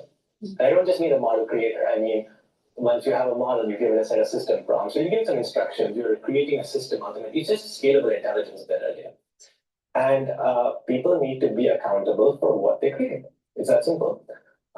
There are two versions of this I can give an example of. I think this social media world didn't have that accountability. I think the platforms and the creators were generally shielded from the accountability for various reasons. And I think it led to this almost uncontrolled propagation of mass reach and speed combined with information that people didn't take accountability of. And I think there are some serious consequences to that we all see.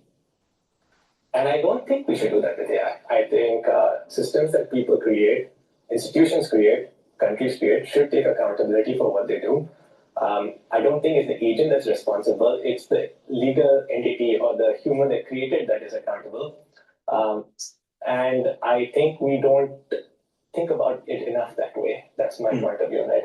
I do also want to just address something you said that I thought was you very eloquently put the role of education in it.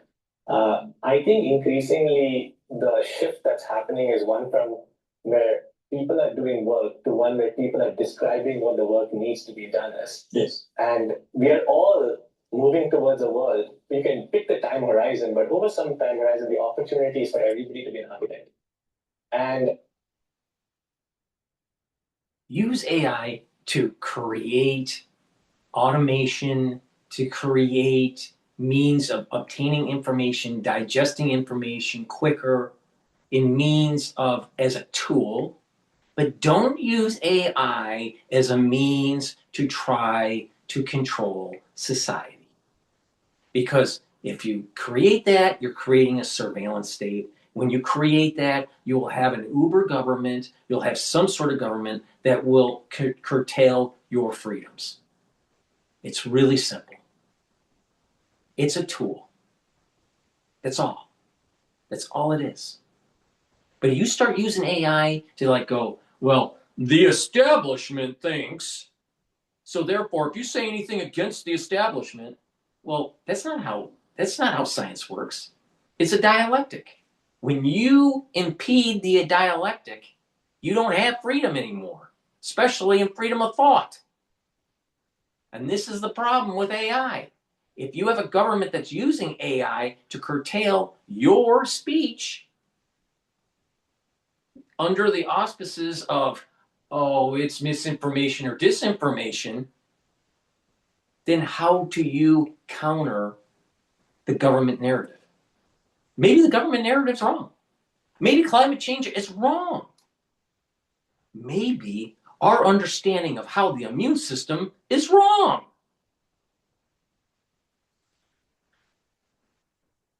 No, the architects know better.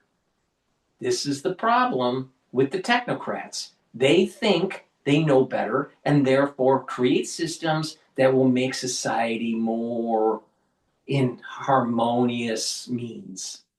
Not realizing that you can't bottle up Jurassic Park. Life is chaotic and it's indeterministic. You can't model it.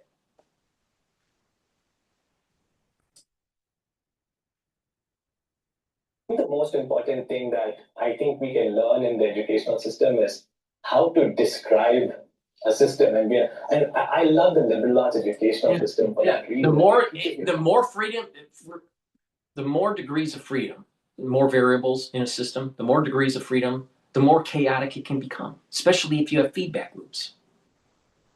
So you have these degrees of freedom in society, in these social systems or economic systems, governmental systems. And you have lots of feedback, lots of freedom of these variables, degrees of freedom. And so the only way to really model it that's within the time span of humanity, all right, of the architect, is to have a parsimonious model. And when you have a parsimonious model, guess what? Over time, it's going to drift away from reality. Oh, and then you can just reparameterize it. But the thing is it's still parsimonious. You can't model chaos if it's indeterministic.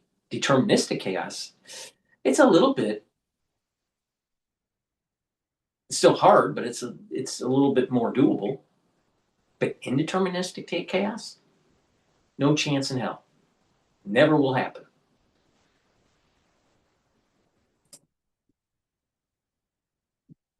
It teaches you how to describe.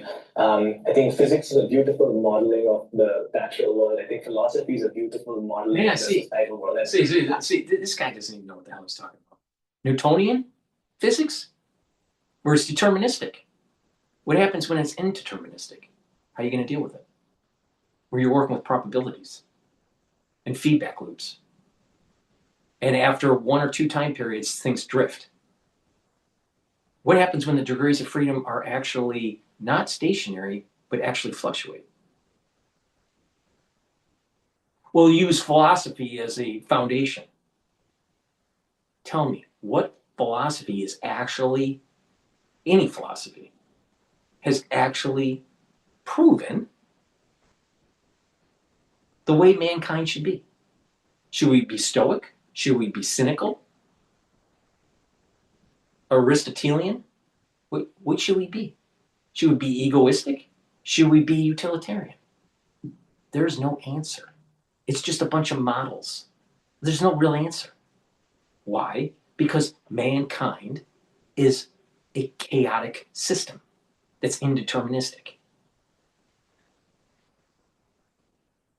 I should be up there talking because every single one of those panelists are a bunch of dipshits.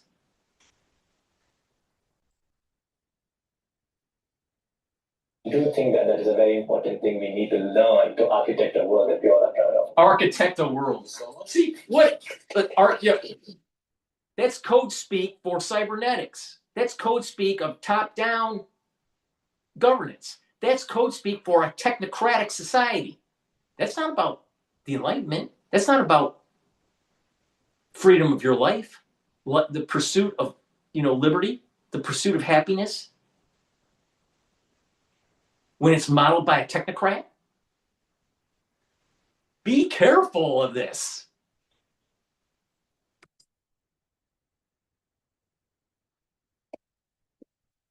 Enjoying this so much. I have more questions, and that's your turn, ladies and gentlemen. So please, there we go. Here come the hands. So we'll just, introduce yourself and direct your question to anyone on the panel. I'm trying to be brief because there's a whole lot of people here that want to ask questions. Thank you.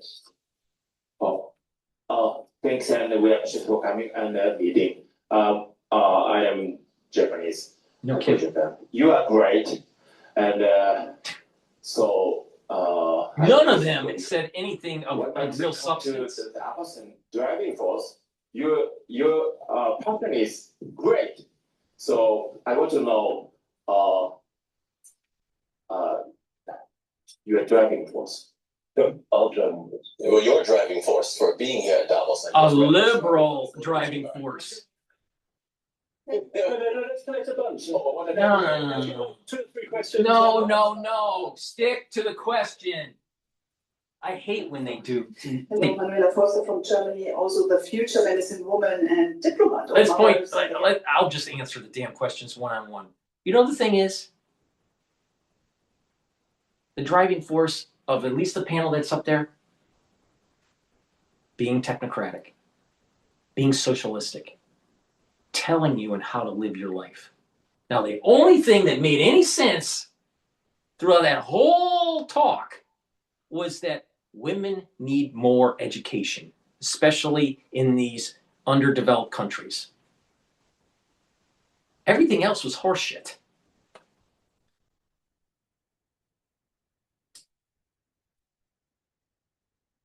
Missions. So I'm an awakened starseed. Nowadays I talk about that, and from that perspective, with the cosmic wisdom and the higher consciousness level, I'm wondering why, when we want so much change, we are not talking more about spirituality and our sovereignty, which we can gain back through spirituality and practice of energetic leadership. Right. So what do you think about? It's about God, country, and family. When you have those strong pillars, especially on the foundation of the Enlightenment, you have a prosperous society, and you have the ability to have cohesion. But when you have a smorgasbord of a bunch of legal immigrants coming into your borders, unfettered, you destroy your society. Look at what's happening to Europe. Look at what's happening to many states and cities in the United States because of the unfettered immigration policy of the Biden administration. It's about God, country, and family. Right there. Right there. But thank you for asking. Your area to make people aware that they actually have the power inside of them. And only if you have the inner guidance and inner stability, you also can really decipher what's true and what's not true, because it comes with feeling, not with knowing. I have to say, that's a very interesting question. Yeah, let's yeah. Okay, one second. I have the mic. My name is Sidney Sampson. From Nigeria. Hey, my brother. Go ahead. My question goes to Kalamard and the Prof. And it's this, in an increasingly fragmented and polarized world where might now seems to be right, what role do you see multilateral global alliances playing in trying to balance these tensions? And how can they be strengthened to do that? Because I don't want to go to the other path, but that's the question. I hope you got it. Thank you. Okay, I think should we start with those three first? Multilateral didn't prevent Putin. Multilateral doesn't seem to be pushing back on China with trying to take Taiwan. Multilateral doesn't seem to be really solving the problem that we have with the drug running and the illegal immigration from the south of the Rio Grande. Your country, to have a country, you need to be able to control your currency and you need to be able to control your borders. It's really simple. And this whole power dynamic is about being fair. Now, when you have trade policies that aren't fair, do you think that the trade policies were fair before Trump? I mean, wake up, wake up. What about the unfair tariff policies that the EU, the European Union, set in motion before Trump?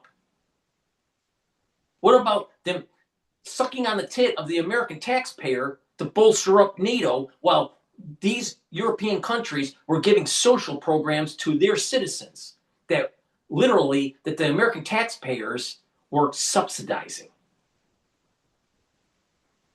Multilateralism? You really think we've ever had multilateralism? We've had a lot of people saying, we'll work with you, United States, but you got to give us billions of dollars. And maybe we'll do something. Maybe we'll have NATO if you give us billions of dollars so we can give free healthcare and free education to our citizens. Do you think that's fair? Do you think that's fair to the elderly in the United States? Do you think that's fair to the veterans of my country? No, of course not. Of course not. Why should my tax dollars pay for social programs in Germany? Multilateralism.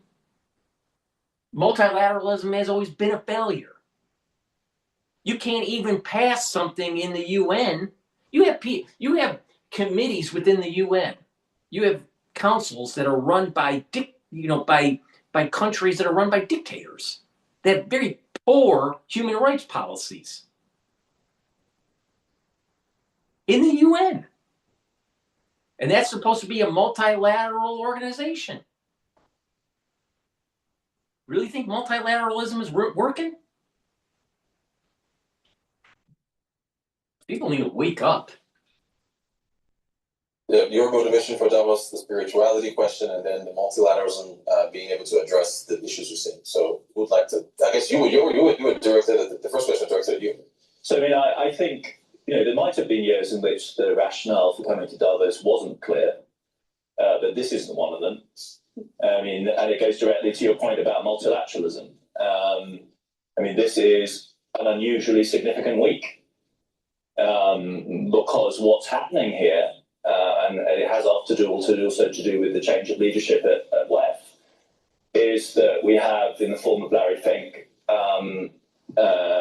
one of the absolutely key figures in the world of global finance, CEO, the dominant figure of BlackRock, a gigantic 13, $14 trillion plus asset manager. This is the new generation of global finance. If JP Morgan and Goldman Sachs were the 2008 star players, we're now in a new world. And he, through extraordinary efforts, has convened the most amazing gathering of both political and financial firepower. And it's quite obvious what it's for. It is I would say, maybe last ditch, certainly important effort to try and contain the impact of nationalist populism in the most powerful state in the world, the United States. Those are the stakes, no less than that. Oh, BlackRock has a lot of ETFs. They were pushing for ESG. You remember in New York where they wanted to go, you can't buy a gas stove, you have to have an electric. Who was benefiting from that? You think it was individuals that had asthma? No. It was BlackRock. BlackRock was going to benefit from it because they were pushing their ETFs. And then all of a sudden there was a big pushback because of the Trump administration, and half of the United States decided that they didn't want the global, the global wokeism, and they had to retreat from ESG. Have you heard a lot about ESG now? No. But you hear a whole lot about you need to burn more fossil fuel for AI development. Don't trust BlackRock. Oh, BlackRock owns Blackstone. It was a spinoff. There's tentacles to it. And Blackstone owns, is it Blackstone? I always get those confused. The ones that I think it's Blackstone that owns the retail, the residential housing that they were trying to corner the market with.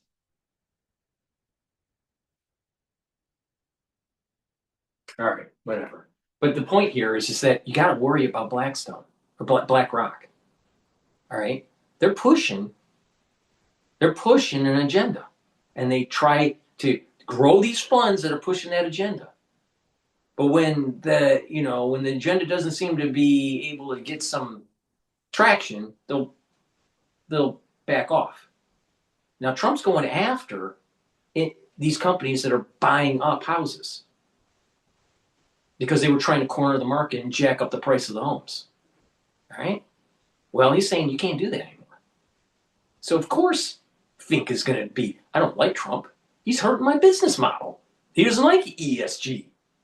He doesn't like us accumulating large swaths of homes. Now, either directly through BlackRock or through some sort of tangential entity like Blackstone. But the point here is that there's a global agenda to think a certain way, to move the money in a different way so people benefit. And he's promoting BlackRock? He is promoting BlackRock? Are you kidding me? That's like one step below George Soros.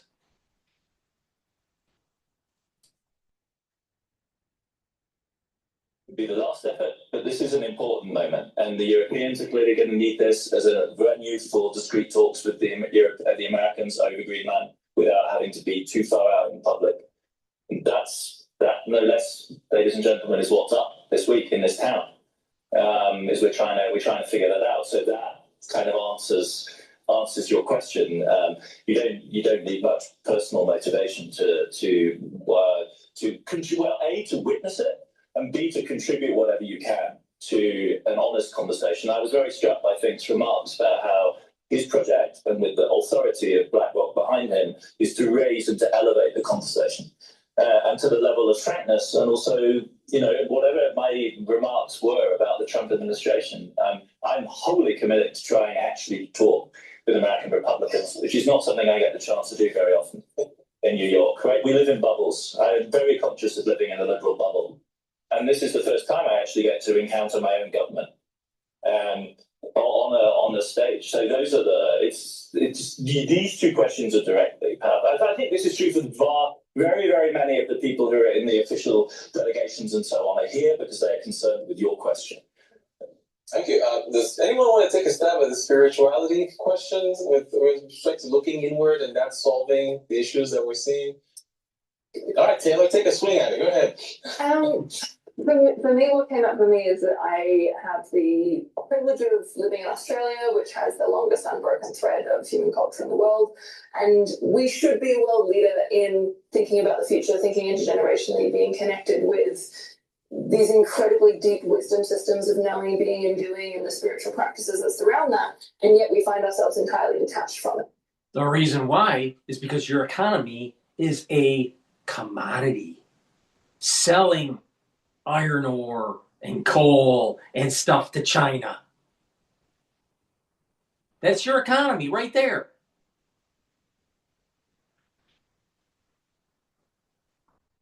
It's resource extraction.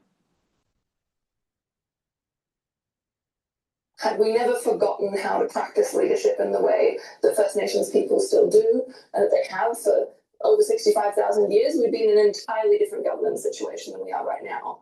And so for me, so many of these sort of introspective prompts that I've been giving us tonight come to remembering what's at the core of our humanity, not starting to do something new, but remembering these incredible practices that, you know, First Nations people have never left. We just have forgotten, often in the halls of power, and let that slip out of our grasp. So I think that piece of how do we remember what's at the core of our humanity is we can't either. It's about competition. It's about military prowess. This concept of First Nation peoples, they've lost. They didn't have the technological or the war power to protect their land. No country has the right to anything. It is through diplomacy and economic prowess and military prowess that leads to the ability to have a nation. But when you start losing those, you may lose your country. Now, the first peoples of a region lost. The American Indian lost. The Aborigines in Australia lost. Neanderthal lost. Should we give up? Should we find out through genomic sequencing what people are the most related to the Neanderthals, and maybe we should just give up all of Europe to them because they were the first peoples? Stupid. You'll lose your country when you can't fight and protect it.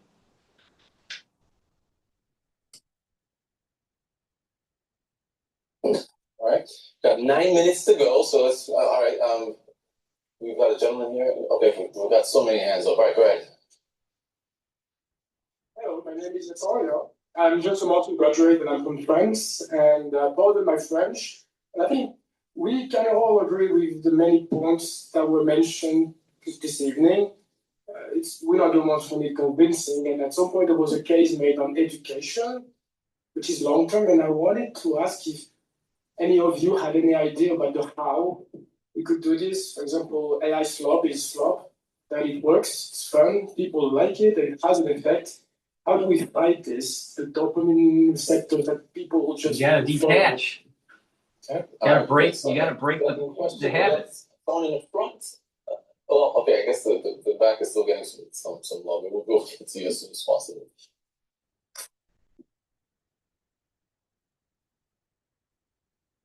Hello, I have a mic here. Yes. So my name is Lia, I'm from Romania, from Bucharest, and I have a question for Professor Tus. I want to ask you, considering that you are at Columbia, and considering international students, but as well domestic students who get admitted into Ivy Leagues, what would be the first skill or the number one skill that a student needs to develop before getting into university in order to do well at the university and after university? Because I'm working in this field and for 15 years, and I've done research in the last 4 years, and I see a lot of students from very good schools and they don't achieve the type of success that they want, or they are successful only in their professional life, but not in the other part of their life. So they are on medication, they are depressed or anxiety, overwhelming and so on. Thank you. Okay, I'm so sorry to make you walk. This gentleman, we have to get this gentleman in the front, right? He's had his hand up for quite a while. And he's very close to me. So, you know, I just want to make sure he asks his questions. Thank you so much for giving me some attention. My name is Ep18 from London. And first of all, thank you so much for the fantastic insight. Really appreciate that. My question as a lawyer is very simple. The opposite of law is anarchy. How do you think and what is the take how strong the law is, and given a chance, if you think you can change one law which will bring a massive improvement, what that law going to be? All right, thank you so much. So let's Arjun, I think you should take the dopamine question, the AI, the addiction part. If you want to take a step. Gotta break the addiction. We'll have Stop using it. Stop using it. Good. And just to make sure I get the question right, it's how do we deal with the AI slop that leads to this creating a lot of addictive effects? Right. Addictive effect, yeah. Listen, I think a lot of in my opinion, it's not the addictiveness of the problem and accountability of the problem. I keep going back to this. I think there is a beautiful quality to addictive material that is constructive. I think there is a destructive quality to addictive material that is Stupid.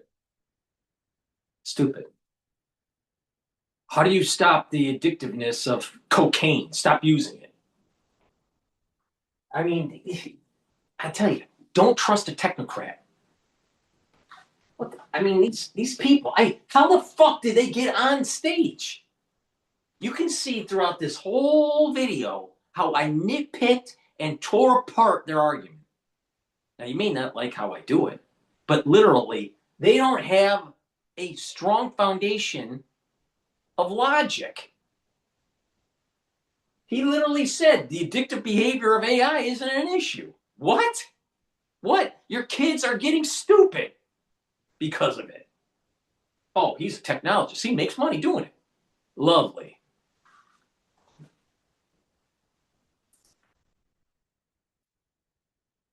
benignly a waste of time, but also more destructively spreading misinformation. And I fundamentally think tracing that back to the provenance of the creators will automatically introduce an incentive for people to stop producing things that are destructive. And I think we don't have that with social media, but I think we have the opportunity to do that with AI.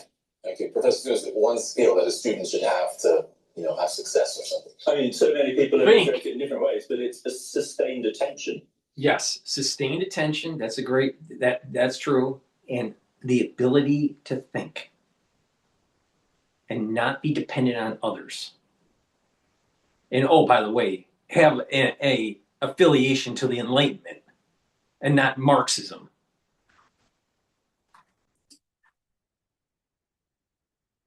That's the fundamental thing, the ability to sustain prolonged serious attention to a text, to read, to think, to problem, solve, to work at a problem.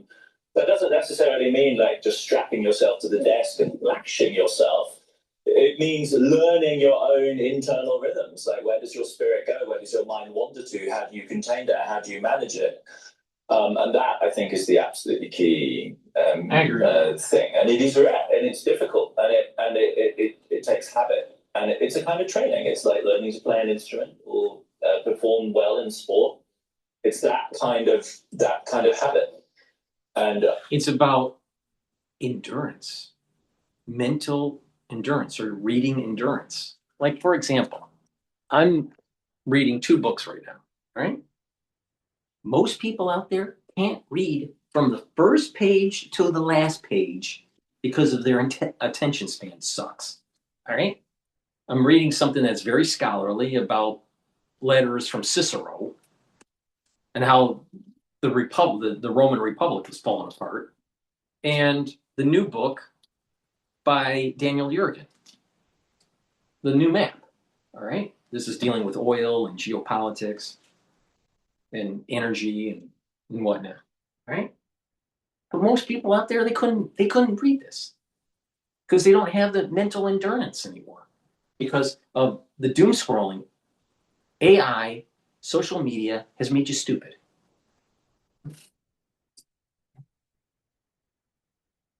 And it requires a kind of bravery because you have to be willing to be lonely, you have to be willing to be on your own, you have to be on your own with your own thoughts, not constantly just in the loop with the thing that's feeding your prejudice, but actually pursuing your own thread. So that would be challenge students to read for half an hour probably, then 45 minutes, then an hour, and so on from there. Once they've gotten up to several hours, they're already in the Super League. All right, thank you. I guess let me give you a chance to ask the question. Right. Neil Ferguson stated students need to plug away from their electronics and go into what he's called the cloister. And the cloister is basically an environment where you are building that endurance, where you're in the cloister for 8 or 10 hours. Now, medical students have to do this, or law students have to do this.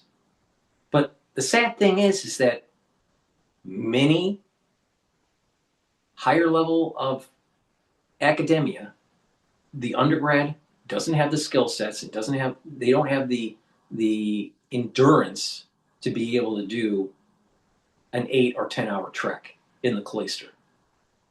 Just fact. You just look at the students that are coming out of school today.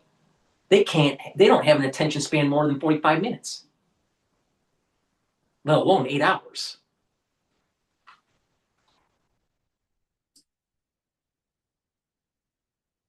What would the laws, anarchy?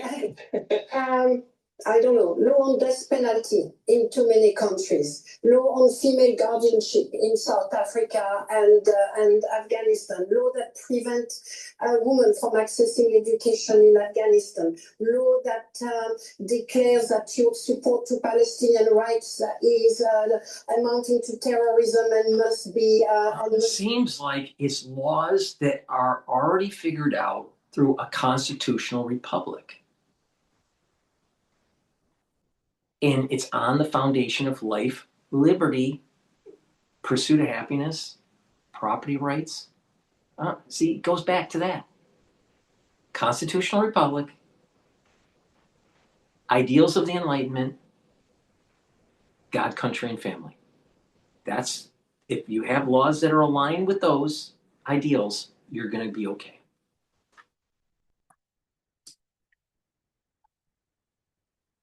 Stopped. Laws that describes an organization like Extinction Rebellion as a threat to national security. I have so many laws that I want to get rid of it, that will make the world a better place. Many. I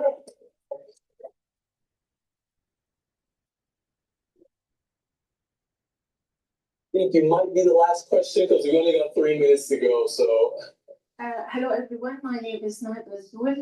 I am the president of the Syrian National Dome. Nationality is Syrian and it is political organization. Actually, my question is to Ms. Amnesty and also speaking about refugees as well. When we see that we have more than 88 million refugees around the world, they are not welcomed, they are undermined, they are heavy burden on the whole international society. At the same time, you can see that perpetrators are doing their deeds openly with a authoritarian regime, and they don't fear any consequences, or or even a kind of punishment. What we see is just, the verbal denouncing, and in the worst scenario, just Mr. Trump bring somebody to uproot a dictator. So do you think there will be any kind of mechanism that can really and truly be applied to stop those authoritarian regimes before they go on and on in, grinding people, committing genocide,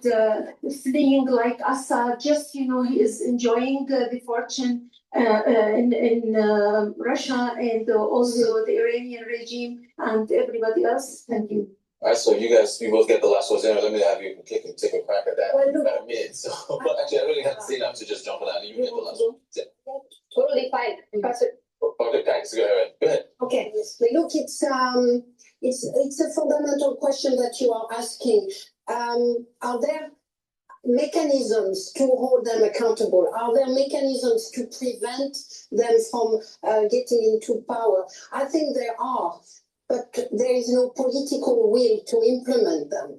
Throughout the last 20 years, particularly the last 20 years, we have seen time and time again governments using double standards in order to protect some of those governments and denounce others, in order to make deals with Syria or Egypt and so on, while denouncing other governments. It is eating at any kind of rule-based principle system that we need to establish, the double standards, the rejection of any universal approach to how we see the world, how we protect rights, how we hold others accountable. That is killing the international system. That is killing any pretense of creating an international system. But the alternative, as you say, it's real anarchy. So the answer is not to destroy what doesn't work very well. There is absolutely no doubt that the global rule-based system of the last 8 years has left many people out, has made millions. I was in Syria, so I know the cruelty of that regime, and I cannot tell you enough how deeply, deeply touched I was by the family of the disappeared. This was the most cruel regime that has gone on and on and on and on. And we have plenty of examples like this around the world. The rule-based order was and is not perfect. Destroying it like Donald Trump is doing at the moment, like Putin is doing, like Netanyahu is doing, that is not the solution.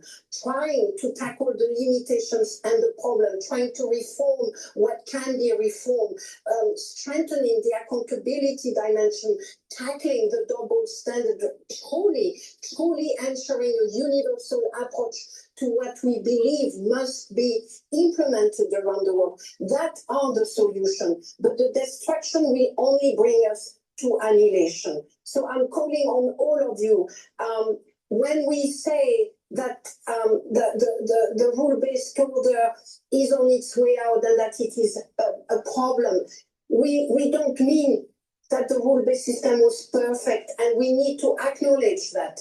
We must continue to have a transformative agenda. We cannot be cornered into protecting what should not be protected, but we also cannot be forced into destroying something that has held us together, not perfectly, but has held us together. So we must absolutely resist the destruction of that system that is being put forward by Donald Trump and others, with the complicity or the silence of our leaders here, because many of you are European. I think I am here at Davos because I want to send a message of resistance. We must resist what they are planning right now. We must resist the destruction. I think she's French, but maybe I'm wrong. But let's just assume she's French. All right? France isn't doing so well politically, militarily, and economically. Why would we take advice for someone that's from France?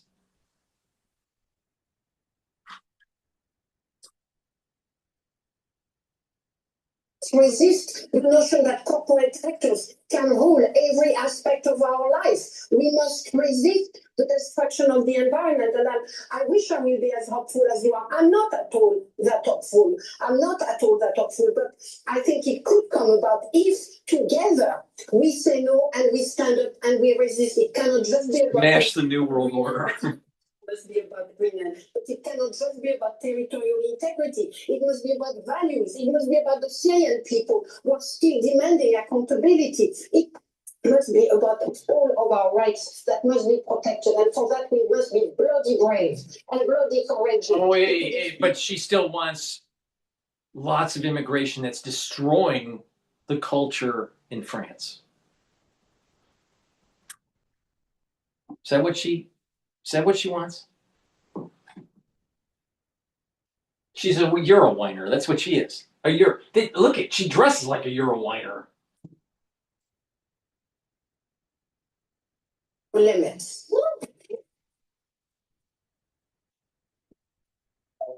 You know, we're unfortunately out of time, but I take it you agree with Okay. I don't know. We gotta I keep it walk- honestly didn't. I tend to avoid political questions Yeah. overall, and that's for some reasons that you would understand from those who have been through what I have been through. But in short, as long as there is a Security Council that's governed by just certain countries, and it's not rotated, it's not allowed to have, like, it doesn't provide the seats for other countries to take over. Just make it a rotational, not make it power centered, but more of a representation focused.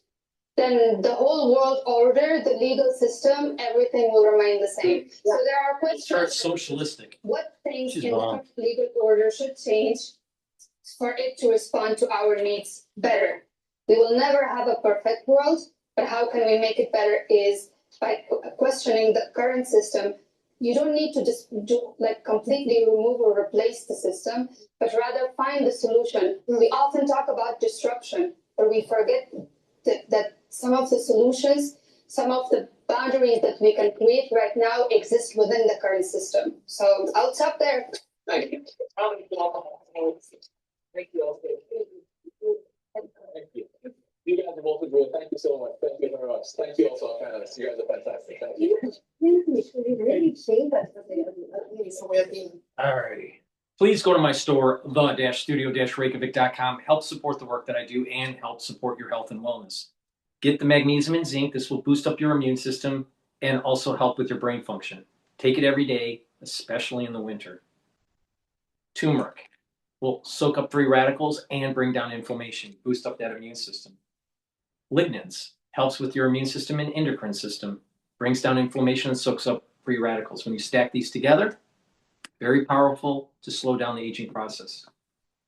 Myotrol, very important to build muscle, do some resistance training. This has polyphenols, flavonoids, and lignans to help with the gene expression to build muscle.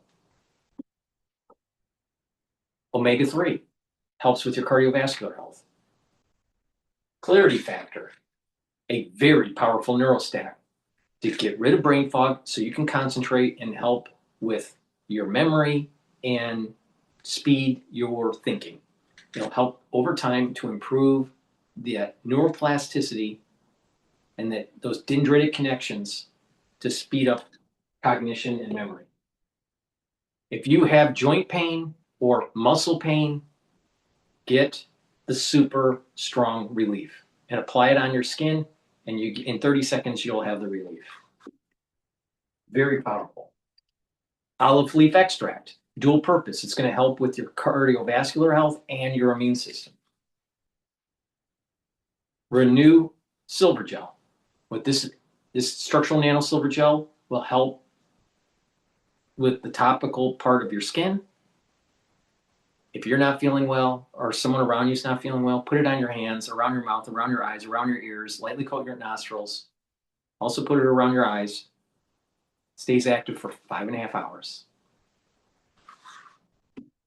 And because we're in the winter season, it behooves you to get the structural nano silver drops. Get blueberry, honey and lemon, and cherry flavor. Get a few bags for your household. Very high quality, and mitigate that throat irritation right away. Take them prophylactically or if you have a throat irritation. To help remodel your joints, take collagen. This will help to remodel the joint, improve the cushioning, reduce the erosion of the joint, and reduce pain. So please go to my store, take this every day. And lastly, C60, very strong antioxidant. By taking a teaspoon a day, every day, you're going to improve your immune system, your endocrine system, brain function, cardiovascular health. By soaking up free radicals, you're improving your energy levels because your mitochondria will be healthier. Take a teaspoon a day every day. This will also help with your skin, help to improve the basal layer. Stacks really well with resveratrol. You can get it in avocado oil, MCT coconut oil, and extra virgin olive oil in a 2 ounce, a 4 ounce, or an 8 ounce configuration. Make sure you take a teaspoon a day. That's the end of my broadcast. Please go to my store, help support the work by getting the products, take them regularly, and you'll slow down the aging process and get healthy. Thank you for listening. Make sure you use discount 5, all caps, discount 5. I want you to save some money. Get the great products that I offer. It's at the-studio-reykjavik.com. It's the-studio-reykjavik.com. The link is in the description of this video. Thank you for listening and have a nice day.